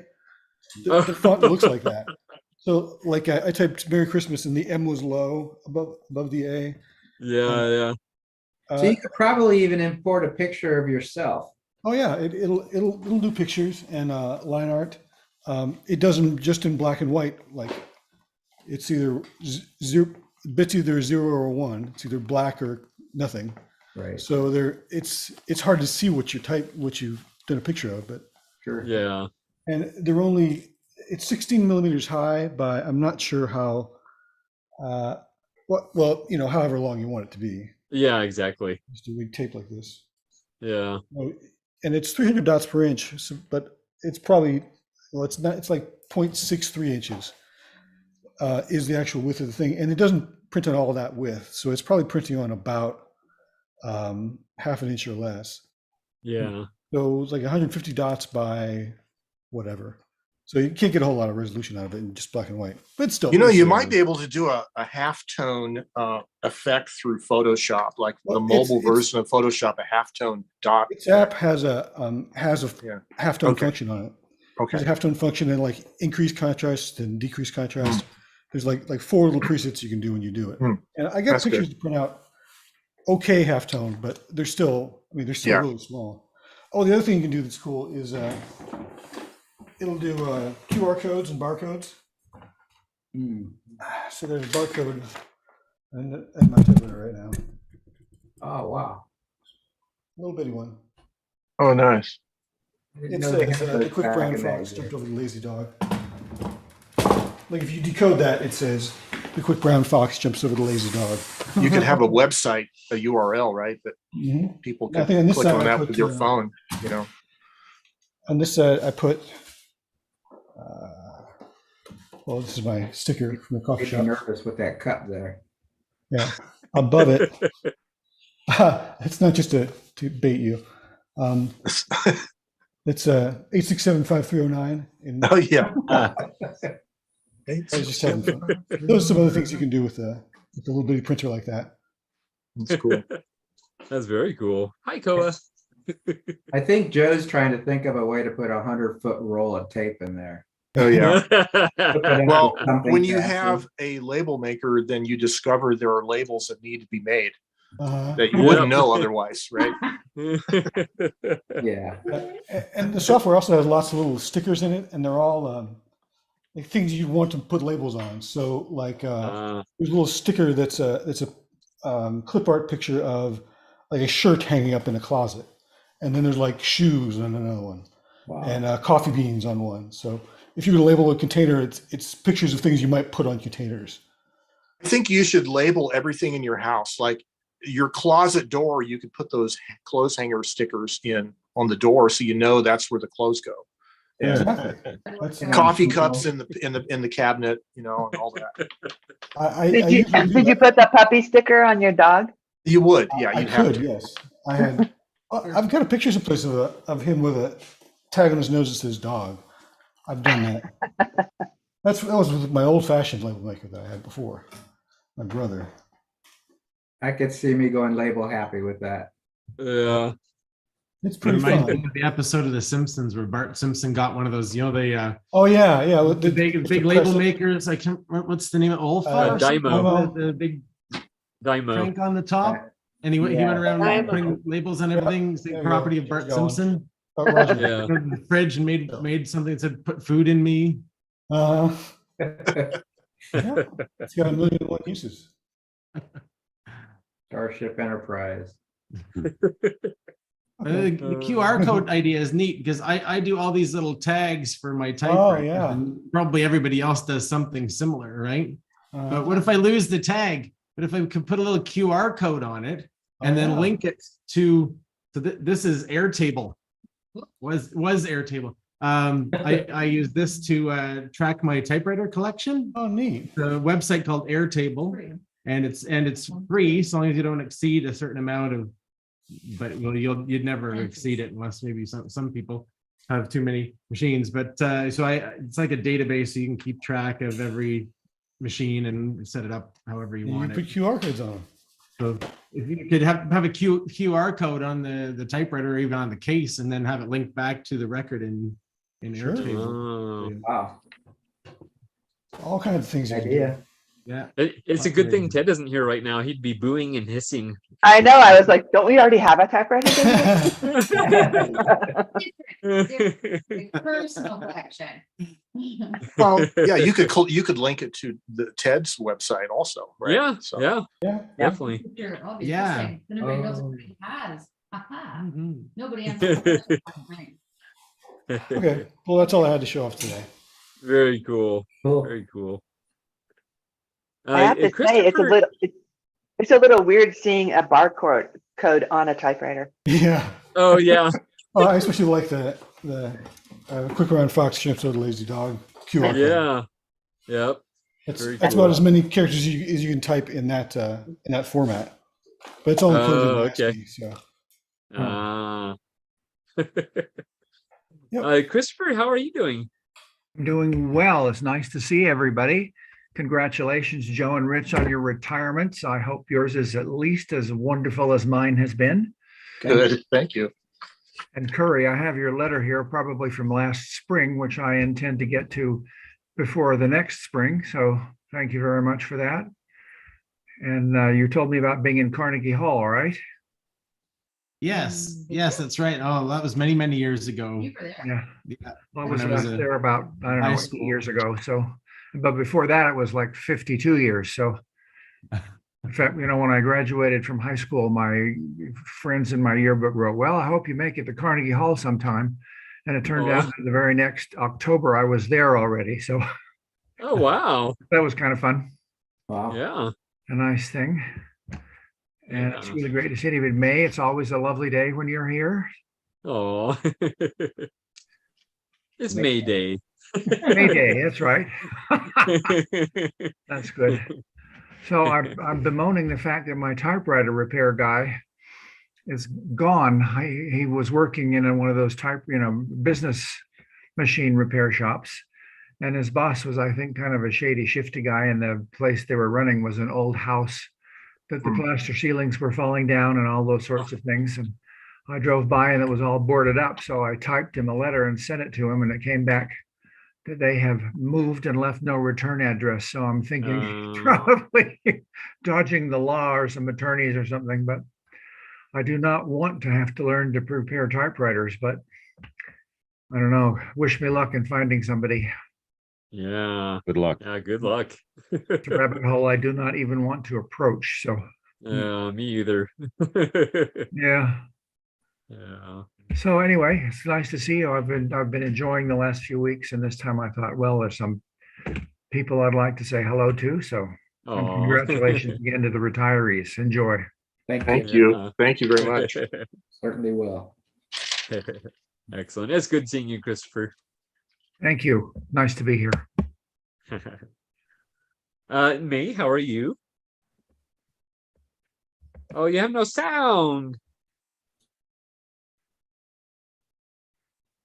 It's supposed to be May Day. We have to have sound. No, we can't hear you. May or may not have sound. Do sign language.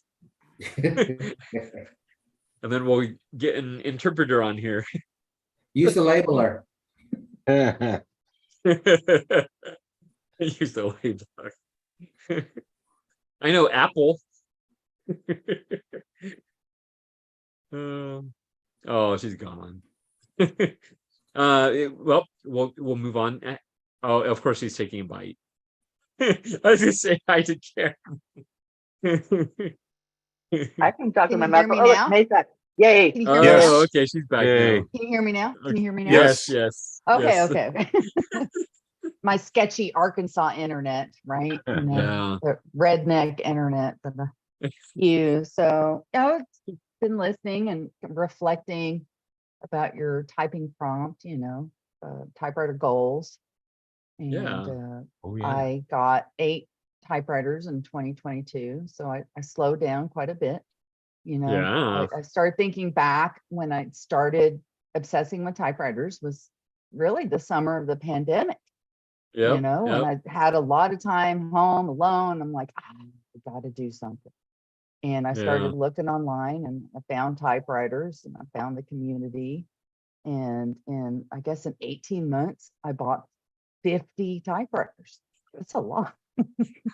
Like, who buys 50 things of anything, And Yeah. for some reason, I bought 50 typewriters. And it's just, and part of it is, I wanted to write, but also I found with each one, so different, and just learning how to fix them.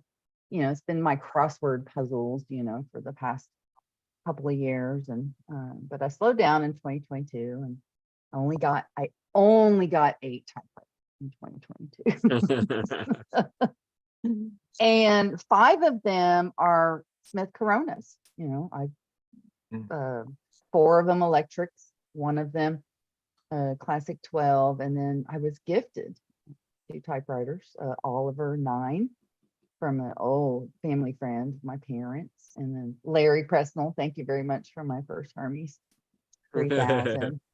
Yeah, and then I found that, remember that weird mathematical dial-a-type brother thing. So yeah, I got 8 typewriters in 2010. I'm very proud of myself. My typewriter goals, I achieved them. I slowed down. I didn't, fill my house with too many typewriters. I got very special ones. And this electric one that I have on my desk is a 6 CPI electric. And you know how much I love 6 CPIs. Yeah. And then I found this electric. Wow. And you know how much I love the Smith Corona electrics. And this thing is freaking amazing. It worked right out of the box. I just kind of had to dust it off. But I was a little surprised, and because it's an Office 6 CPI, it did not come with the paper support. Like, it's not even built in. Like all my other 6 series electrics has the little slot, little places where you can attach a paper support. This one has no paper support for a speechwriter 6 CPI. So, not to be defeated, because I live in Arkansas. Oh, nice. I live in Arkansas. And we That's- rig things up. That's Arkansas redneck paper support. That's sketchy, but awesome. But why did it not come with paper support? And it's an Office machine, So, I mean, this is temporary, of course. The butter knife. Yeah, I just got a 6 CPI bulletin, and same thing, no paper supports on it. So just that sort of generation, they dropped them for some reason. I'm not sure why. Maybe money saving, I don't know, but it seems like a Office machine that would be standard. But this one did not come with it. But it's a 6 CPI. I don't care. I love that you think that it's a temporary solution. That's permanent, yeah. Well, you know, since it doesn't have a case, I don't have to worry about smashing my. See? Okay, next New Year's. Well, she'll be using I have a different flatware.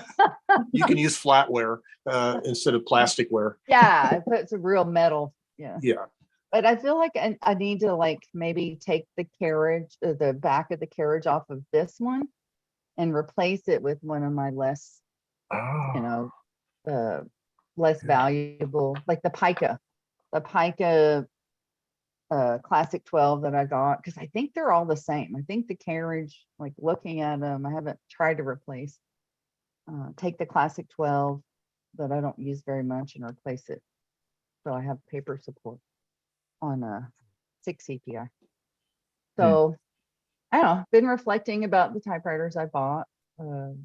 They all have different typefaces, so I'm very proud of that. I didn't get this, like, you know, remember in 2021, I got 8 Royal Quiet Deluxes.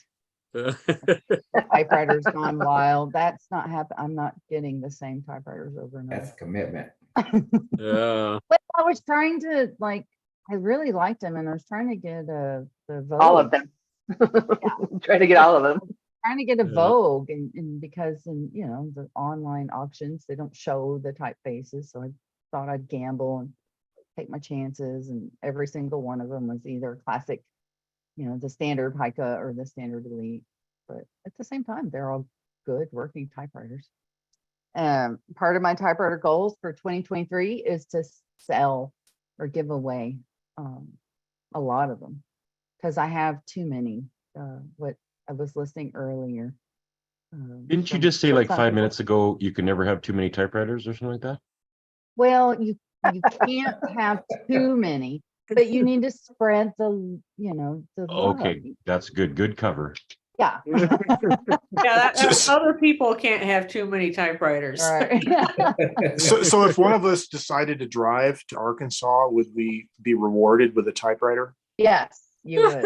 Oh, wow. Typewriter and probably a knitted hat and some good Awesome. fried chicken. Oh, yeah, that sounds good. Road trip. Fried chicken Road and trip. typewriters and knitted hats. That's what Fried you're gonna chicken typewriter road trip. Yeah. I like all those things. do. Yeah. So I don't know. I don't know if I want to make typewriter resolutions. I just want to enjoy them, you know? Like if we make goals and we break them, then we become disappointed in ourselves. So That's true. don't make the goals. Just say, oh, I like typewriters. And I If you make the goals knowing you're going to break them, it's a lot easier. That way you'll know what's not going to happen. Yeah. Yeah. You So my know, in goals the, for go ahead. Sorry. I said my goals for 2023 is to only get typewriters that I really like and not just like snatch them up because they're there, you know? Yeah. And that's what happens in these parts of the world, and people sell typewriters on Craigslist and Facebook Marketplace for $30-$40. And I can't help myself, and I need to stop that. So that's my 2023 typewriter goal. Only get the really special ones that I don't already have. Right? Yes. Maybe. Maybe. But then there's a whole catch and release thing, like, oh, I got to get all these common ones and fix them up so I can give them to other people or sell them to other people. It's a good idea. I'm Catch and still release. I love that. Yeah, this is day one of 2023. So I'm still trying to figure out my 2023 typewriter goals. I haven't figured that out yet. You know, in the film photography world, there's a thing about one camera, one lens, one film for a whole year, where you just shoot like with one camera, you know, the whole year. And so maybe you might want to think about something like that. Like, I'm going to use one for actually writing. I'm going to use one typewriter all year. You like pick one, and then that'll be the one you use for journaling or whatever.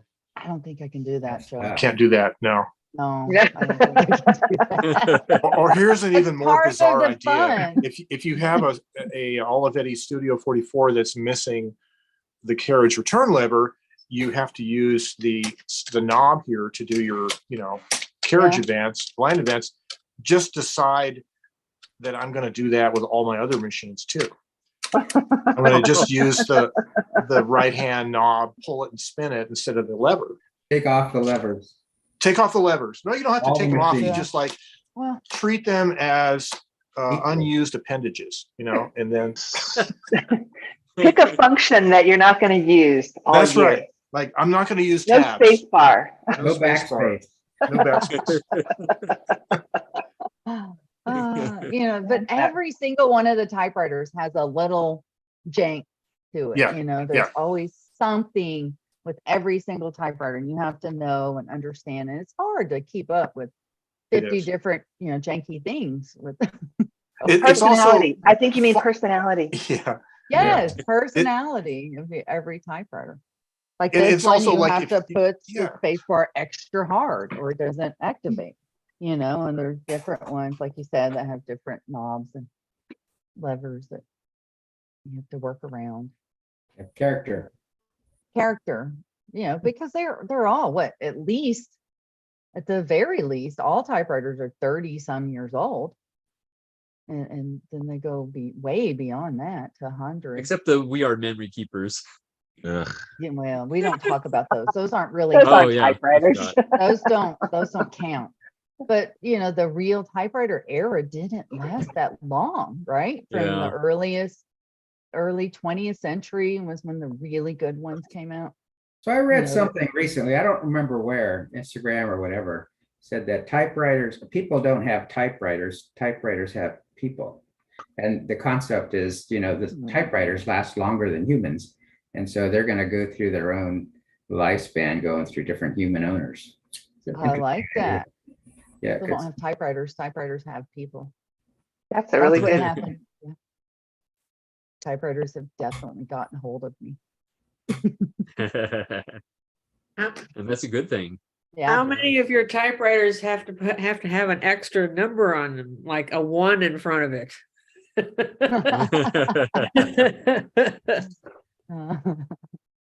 Yeah. True. Mhm. Hey, Joe, I have two questions for you. Sure. Is there a significance to the 3,041,592 on the abacus behind you? Well, if you put a decimal point after to the right of the 3, you have 3.141592. I should have noticed that. Very well That's the done. number of typewriters on the planet, right? Yes. The other thing is pi. That's pi approximately. Yeah.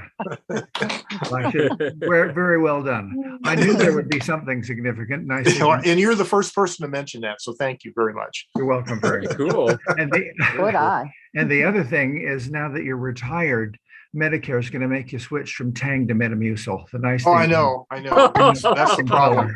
I know exactly. They look the same. They do. Yeah, I have a fascination with powdered sugary drinks because they're a lot cheaper than soda, and they use real sugar, not corn syrup. And they're not good for you either. But, Do you have access to those Mexican Cokes down there? oh yeah, yeah. And actually, you know, it's funny. I was actually looking at. We have Mexican Fanta.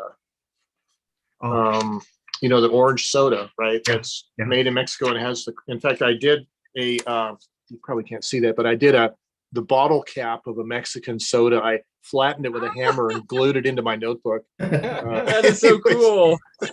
Yeah, but yeah, I do. And those Mexican drinks are pretty good, you know. But they're made with sugar, you know. They're made with real sugar. They taste like Cokes used to taste. Exactly. Yeah, exactly. So thank you for noticing my abacus with the pie on it. You're welcome. Approximate pie. I had to mute myself because I was laughing too hard, Joe. I'm glad that you found some humor in it. You know, I guess I'm going to go off on a tangent here, but I've been doing this thing where whatever I'm doing, like this one here was my grandson walked in the house with a strawberry shake and an order of fries from Whataburger. And so I just took the French fry packet and glued it into my notebook with a little sketchy drawing of the French fries, and it's just kind of like a journal that you're kind of illustrating it. And then that's we cool. bought a box wine, and so the little cardboard punch out thing you do to open it, and then I drew a picture of the box wine, and and then this is a picture that I sent to Ted in the letter I sent last week. Anyways, so did you at least let him finish the fries before you stole his bag, or what? they were my fries, and the idea is you dip the fries in the strawberry shake. Now I don't know if you guys do that or not, but and then my wife likes to buy. I do it in chocolate. The chocolate, but yeah, okay, good. But I like the salty taste mixed with the sweet taste. But these are the Mimi brand gourmet little cherry tomatoes, the little clear plastic. Yeah, so I had to put that in my notebook that I don't really like them, but they're okay, So it's just kind of a sort of a collage art journal, Have you thought about doing a flip through video of that? Oh, I think I'm going to do that because I do have a little overhead camera now that I rigged up here. I'm going to have to do that. Oh, and then I guess I'll show you. This is a leaf back in the autumn. I typed a little poem, which you can't read, but it's on this leaf from our yard. It's kind of fun. Cool. Yeah. That's a seasonal thing. Everybody with a typewriter should do. Read us the poem. Oh, let's see. December 6, 2022, the end of the line, dying on the vine, offline, leaf fallen, abandonment, dried vein fluids, chlorophyll, fill, unfulfilled, distilled. Nice. Ooh, I like that. I love it. Yeah. So I'll have to do a little maybe. Oh, this was the instructions on how to do a COVID test.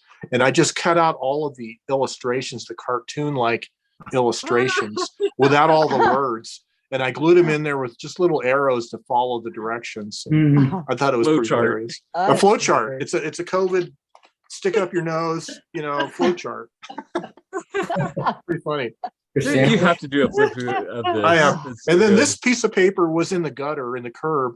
It was like a sketchy little drawing of a dog in blue ink, and it got rained on, and then someone X'd it out.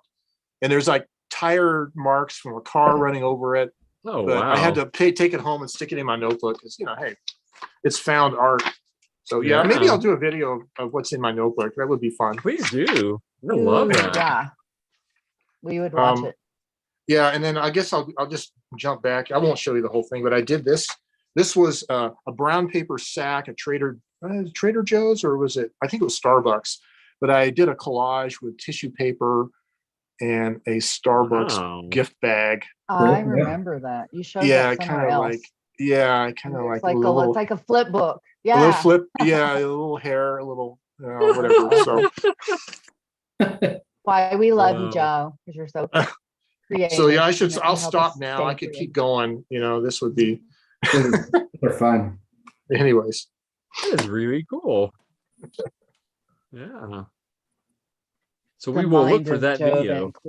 Yes, I will have to do it. Now that I'm retired, I have no excuse not to do that. I know, right? Congratulations. I would also really encourage you to set up a Patreon, because I know I and many others would contribute to it. To go along with my Social Security. I totally there you go. give you money, Joe. All right. Yeah. I might do that. Keep doing what you're doing. We'll just never fight it when people want to give you money. Well, the thing with Patreon is you have to give them an inducement, right? You have to do something a little extra, right, to give your patrons, right? So I have to figure kind of out what that is, what part of that is. Well, you would be surprised, actually. Like the one for the typewriter database, you don't really get anything. That's true. There's no extra to it. I honestly, for me, the people that I support on Patreon, if they do extra stuff, I never look at it. I just want to support them. I don't care if they give that's good. extra.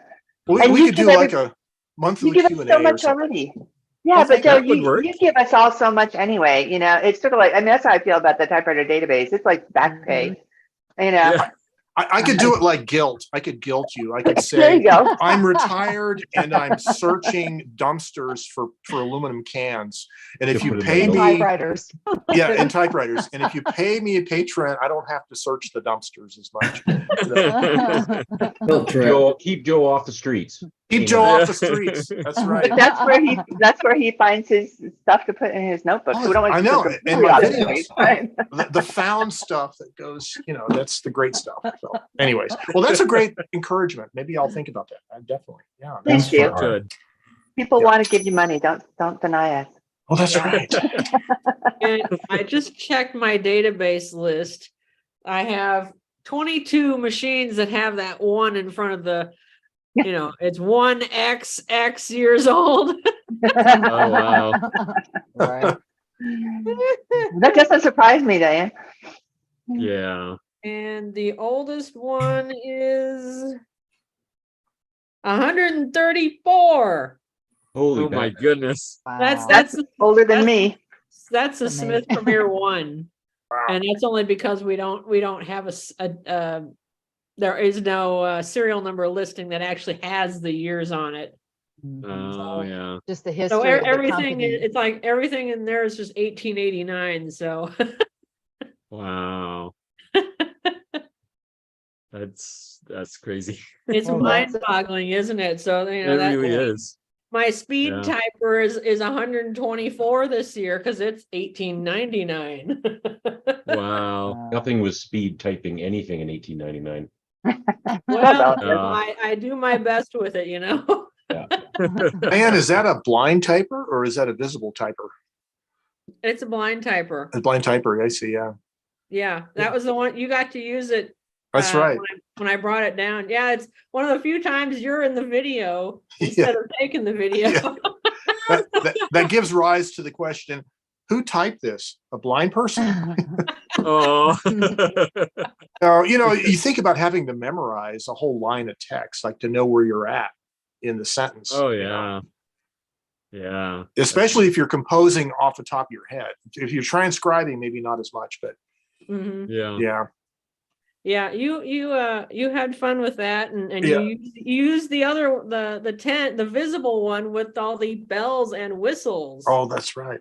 Yeah, it actually had backspace and margin release, and it had tabs. Ooh, high class. Fancy. Well, and I like the bell, but I don't know about the whistle, actually. I'm not sure if I'm for the whistle. If it made a whistle at the end of the line or at the end of the page, maybe that would be useful. It whistles when you make a typo. That's right. That's a good idea, actually. Foghorn. Let's figure that out. Let's engineer that. Yeah. I think you're veering towards annoying computer trends and that Oh, things right. that highlight mistakes and stuff. That's why I like my Yeah. typewriters. They never criticize me. Yes. That's true. Yeah, there was a time with word processing software where you had to actually run a spell check to Oh. find the errors. And now, You can like, as soon disable as you that do in it, Word. it You underlines can it. disable it, but you have to Yeah. kind of go out of your way to do it. Is it the Oliver that has the little pencil holder? Yes. Yeah. Okay, Yeah. why don't you could put a yellow highlighter in that holder, and then you would have that yellow highlighter effect for error correction. Yeah, there you go. Pretty good. Oh, that is funny. Funny. I've got my typewriter resolutions, if I could read them really quick. Oh, yeah. Oh, you Yeah. typed them up. Oh, yeah. I worked on it because I was staring at Gregory. I pinned him and wondered why he wouldn't unpin himself, and so I was reading everything. Oh. So my typewriter resolutions for this year, I promised to get new rubber on all good typewriters this year. And I posted like, but this is part of Curry's fault because Curry said, "Oh, I got new rubber on my Olympia."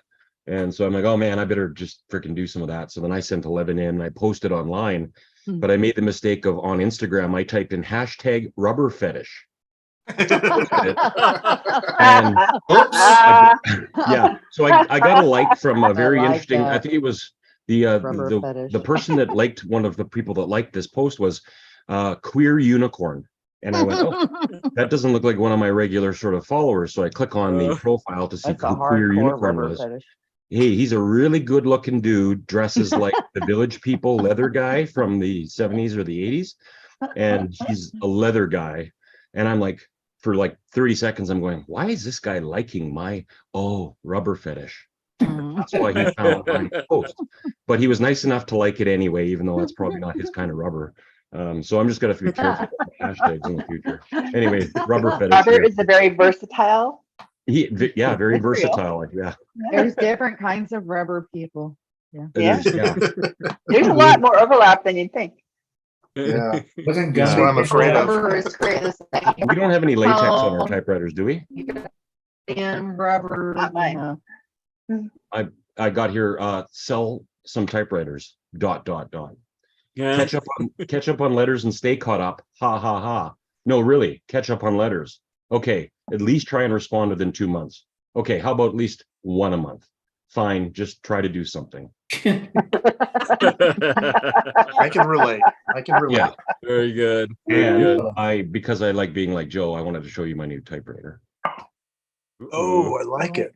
I like your pointer. It's really this is my Joe thing. I wanted to make. Yes, I like it. Because Joe's Does it have got a stubby finger on his, so I Does wanted it to have stubby red finger on fingernail polish? on No, I the haven't done finger that yet. part. You know, You made a Joe pointer.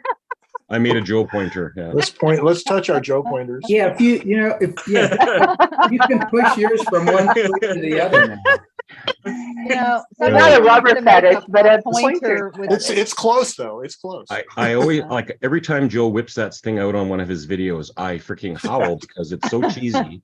It is. And it's small and weird. It looks like a works. big toe. It looks like somebody's foot with a toe. So I thought, I'm gonna try to like that, you know, it's like. Yeah, somebody needs to make one with the middle finger pointing at everything. Oh, that's probably the next thing. That's if you join my Patreon, you'll get to see videos of the middle finger pointer. Can hardly wait. Subscriber exclusive. Anyway, thank you.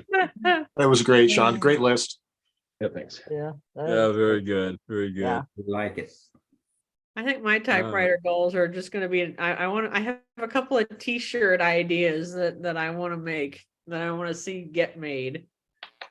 Well, it's so ridiculously easy to get T-shirts made now, so you have no excuse. That's true. That's true. Yeah. But you still have to take the pictures and do the graphics. That takes a little And bit of that's the work. part I don't know how to do. Yeah. Oh. Got a camera you can use. Yeah, that'll work. Well, you can get a guy like Curry to help you out. Curry's made a lot of great T-shirts. Yeah. He's a type A personality. Type A personality. Yep. Type A, like Canadian, type EH. Oh, that's a good idea. Personality. Curry, that's a good one. I'm just noticing the two cameras are showing the shirt a different color. One is more like goldenrod, and one is more bright yellow. They're two different shirts, obviously. Different curries. Two different. Yeah, colors. I think this camera, the one on my MacBook, is more accurate than this. Okay. It's not that yellow. It's more, it's this golden color. Like a goldenrod. Yeah. Okay. That's funny. Excellent. Golden rod. Is that what you said? You must have had 124 box crayons. Harvest gold. Goldenrod is one of the standard paper colors. Right. It's not crayons, it's paper. Yeah, paper. Got to keep this typewriter related. One of the names of the hex, colors, the common hex colors on computers. That's right. Yeah. Golden. But actually, there is a connection Dodger between blue. crayons and typewriters, and Joe made a video about it. Really? Basically, you cover the back of a piece of paper with crayon, and then you use that kind of like carbon paper. Carbon paper? Yeah. It's crayon paper, but you have to color it really heavy, like real waxy. Yeah. Like you used to when you were 3. Exactly.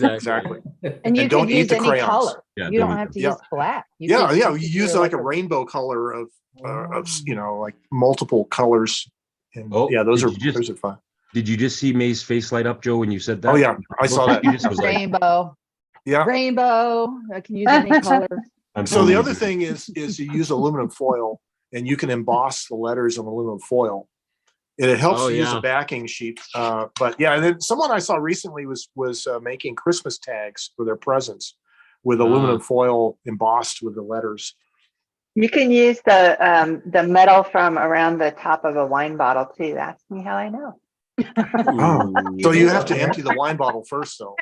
No, you don't. Oh, You can do them simultaneously. It's Oh. very soft. It's almost like helps. lead or something. You know, it types Mhm. really, really well. All right. Interesting. Especially with a on the little wine in you. Yes, it gets worse as it goes on. Yeah. On the crayons, Joe, did you use stencil or did you actually just use normal ribbon color? I tried both, and it works probably a little better in the stencil mode because you don't have the ribbon interfering, right? You get a better imprint. But Yeah. yeah.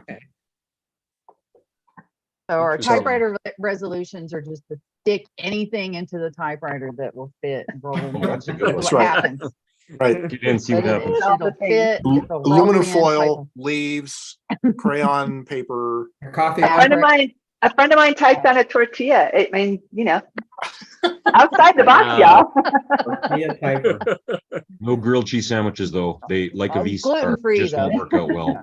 No, they don't. Corn tortillas are better than wheat tortillas. I think so. Oh, Yeah. man. Oh, I don't know. The wheat one is finer, so it gives a better impression. But maybe we Like need a- a like a tortilla spot type off. I there think you you have go. to use a Smith Corona 5 or 6 series so you can pull the platen off afterwards and clean the grease off. Put the whole taco in there. The taco typewriter. Oh yeah. Calm. Yeah. Oh man. So I just randomly found a piece of paper that probably fits the prompt because I haven't done any of them and I don't know when this was written. It just says typewriters up at the top. It has some things crossed off.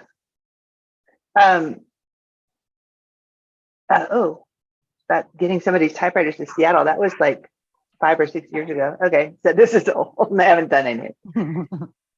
Oh, the enterprise cleaning and function. Nope, enterprise is gone. Vogue. These are things I'm also not going to do in 2023. That's a real. Send the platen from the Vogue machine to JJ Short. Oh, you should do that one for sure. This is my list. Oh, You we- can send you, Mr. Rubber Fetish, send your own damn platens. These are things I'm not going to do. Mr. Rubber Fetish. My new nickname for you, Sean. Okay. Oh boy.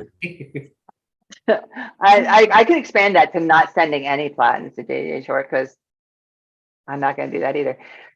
Order Baco ribbon. Not going to do it. Write letters. Probably not. Make a list of my typewriters. No. Yeah. And upload them to typewriter database. Yeah, no.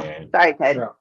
Oh. But well, see, I have a little of that, what they call pathological demand avoidance, PDA, right?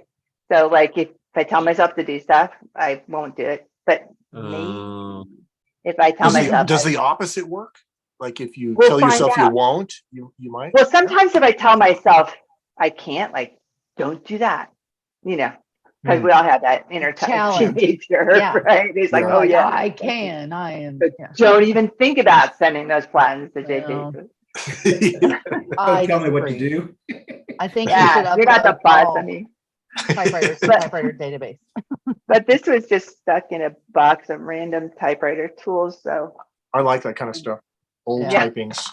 You don't even remember typing them, and you're like, yeah. I know. oh, I thought Two that. confessions, y'all. This was handwritten. I didn't even type it. Oh. I know, that's sad, isn't it? But I will say, I had a goal. This is the first time I've ever, well, I haven't completely. I had a goal in December of selling or giving away 5 typewriters. And so far I sold 3 of them. I do my dealing in the 7-Eleven parking lot just up the road if anybody needs to meet me there. And After dark. yes, usually this time of year it's after dark. And then I just heard back from the 4th typewriter person who had said, I'll get back to you in the new year if you can wait that long. And today they messaged me and I'm like, that's good. Wow. Yeah. So I just have to decide what the fifth one is. And of course, the minute I made that decision, as always happens, right? Two things happened. One was a person who's getting rid of a bunch of his typewriters, and I'm like, offered to help him with it from a distance, but that's not happening right now. But it still could. But another thing was like a dream typewriter of mine that Tony from Typespace put up on Facebook, and I saw it like 15 seconds later, and I was like, I want that. What was it? So he saved it for me. So now I'm not allowed to go get it in my world until I get the fifth typewriter out the door. But it's my favorite kind of is I'm not sure exactly the date. It's 1940-ish Royal QDL in cranberry crinkle paint. Oh, babe. Right? I was like, no, I have lots of those. I'm like, I don't have a red one. No, you gotta have the collection. I know, and I was like, I want that, and it's coming from him, so it's going to be in perfect working order. And so then somebody like moments after me was like, I want that, and he said, it's Kara's first dibs, and I was like, yay! And then so we've been texting about it and stuff, and I kept saying, do you have a price for it? And I guess he's had it out in the shop, and he's like, so many people want to buy it. And I'm like, and I asked him, I was like, I have store credit with him because he took, you'll all remember the saga of the smelly typewriter. He took that one off my hands and gave me store credit for it. And so I was like, can I use my store credit for this? And he said, yes, of course, that's what store credit's for, which I thought was awfully magnanimous of him. And then later when I finally got him nailed down on price, I was like, so how much is it? Because I was like, how many more typewriters do I need to sell to afford this?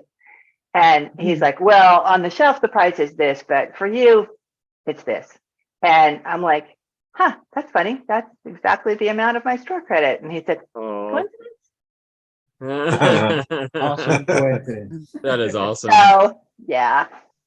So that's my story. And sometime maybe next month, I will get to show it to you. Oh yeah. I don't know how you could wait. Oh. Like, good on you. Well, it's in Portland, and I had COVID and holiday shit, and stormy weather, and and stormy weather. Yeah. We were supposed to go up to the mountains this week, and then anyway, there was illness in the house, and then there was 80-mile-an-hour winds up in the mountains, and I was like, so we stayed home and picked up branches instead. But yeah, I know it's hard to wait, but it is in Portland, and I'm contacting everybody I know in Portland, going, "Hey, don't you want to come to Eugene and visit and bring your typewriter?" And they're like, "No, I'm going to Mexico. See ya."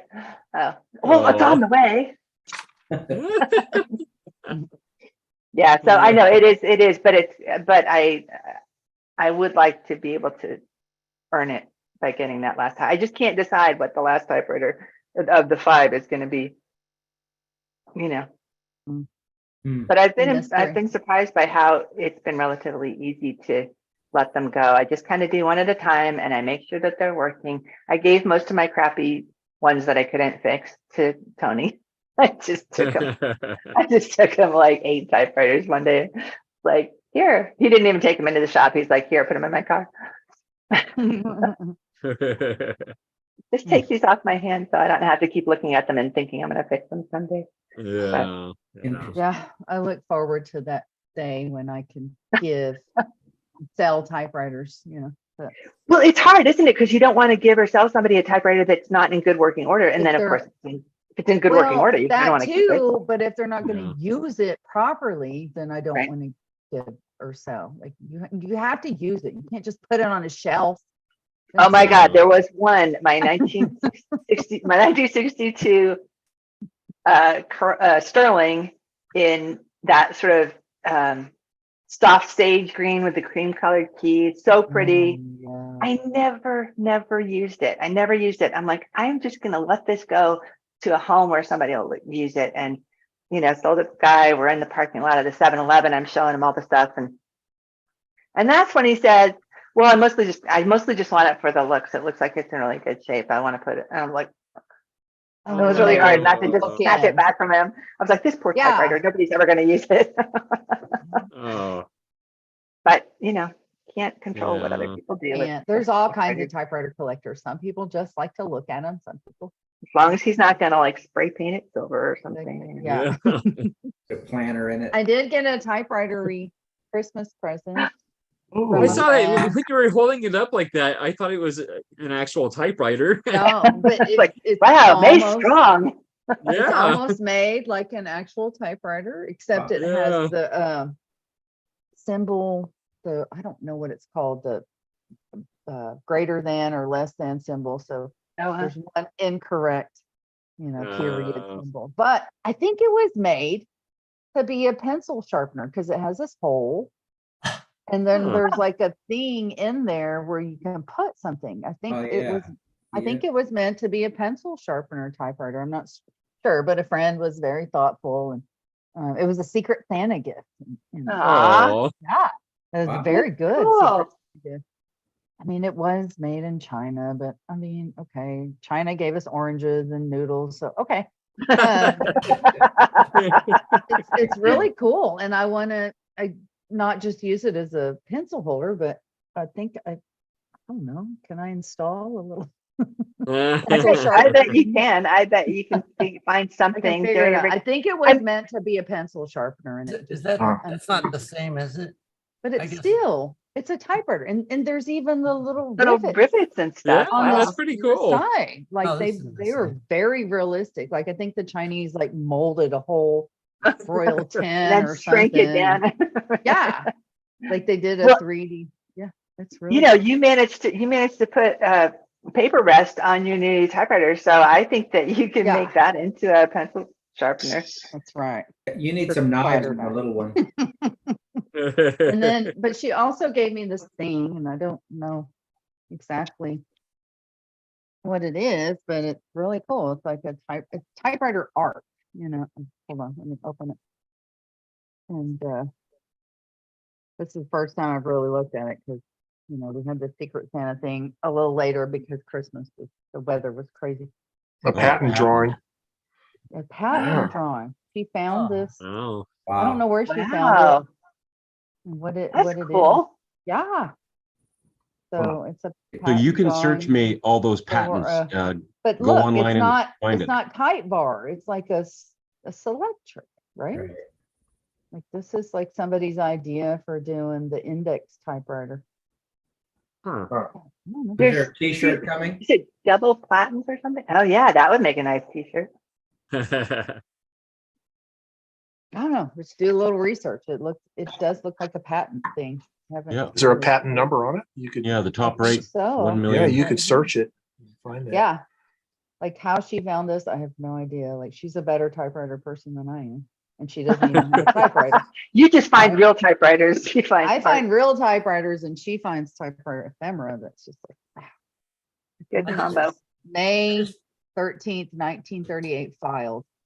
J.L. Sweeney et al. Yeah.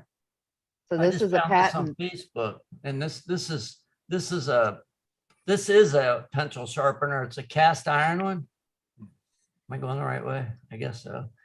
Yeah, I found that on Facebook, and I ordered it like 2 days ago. They're supposed to mail it to me, and I guess they already shipped it. And it says made in Hong Kong on it, but it's cast iron. I thought it was pretty cool. It says Remington instead of Remington on it.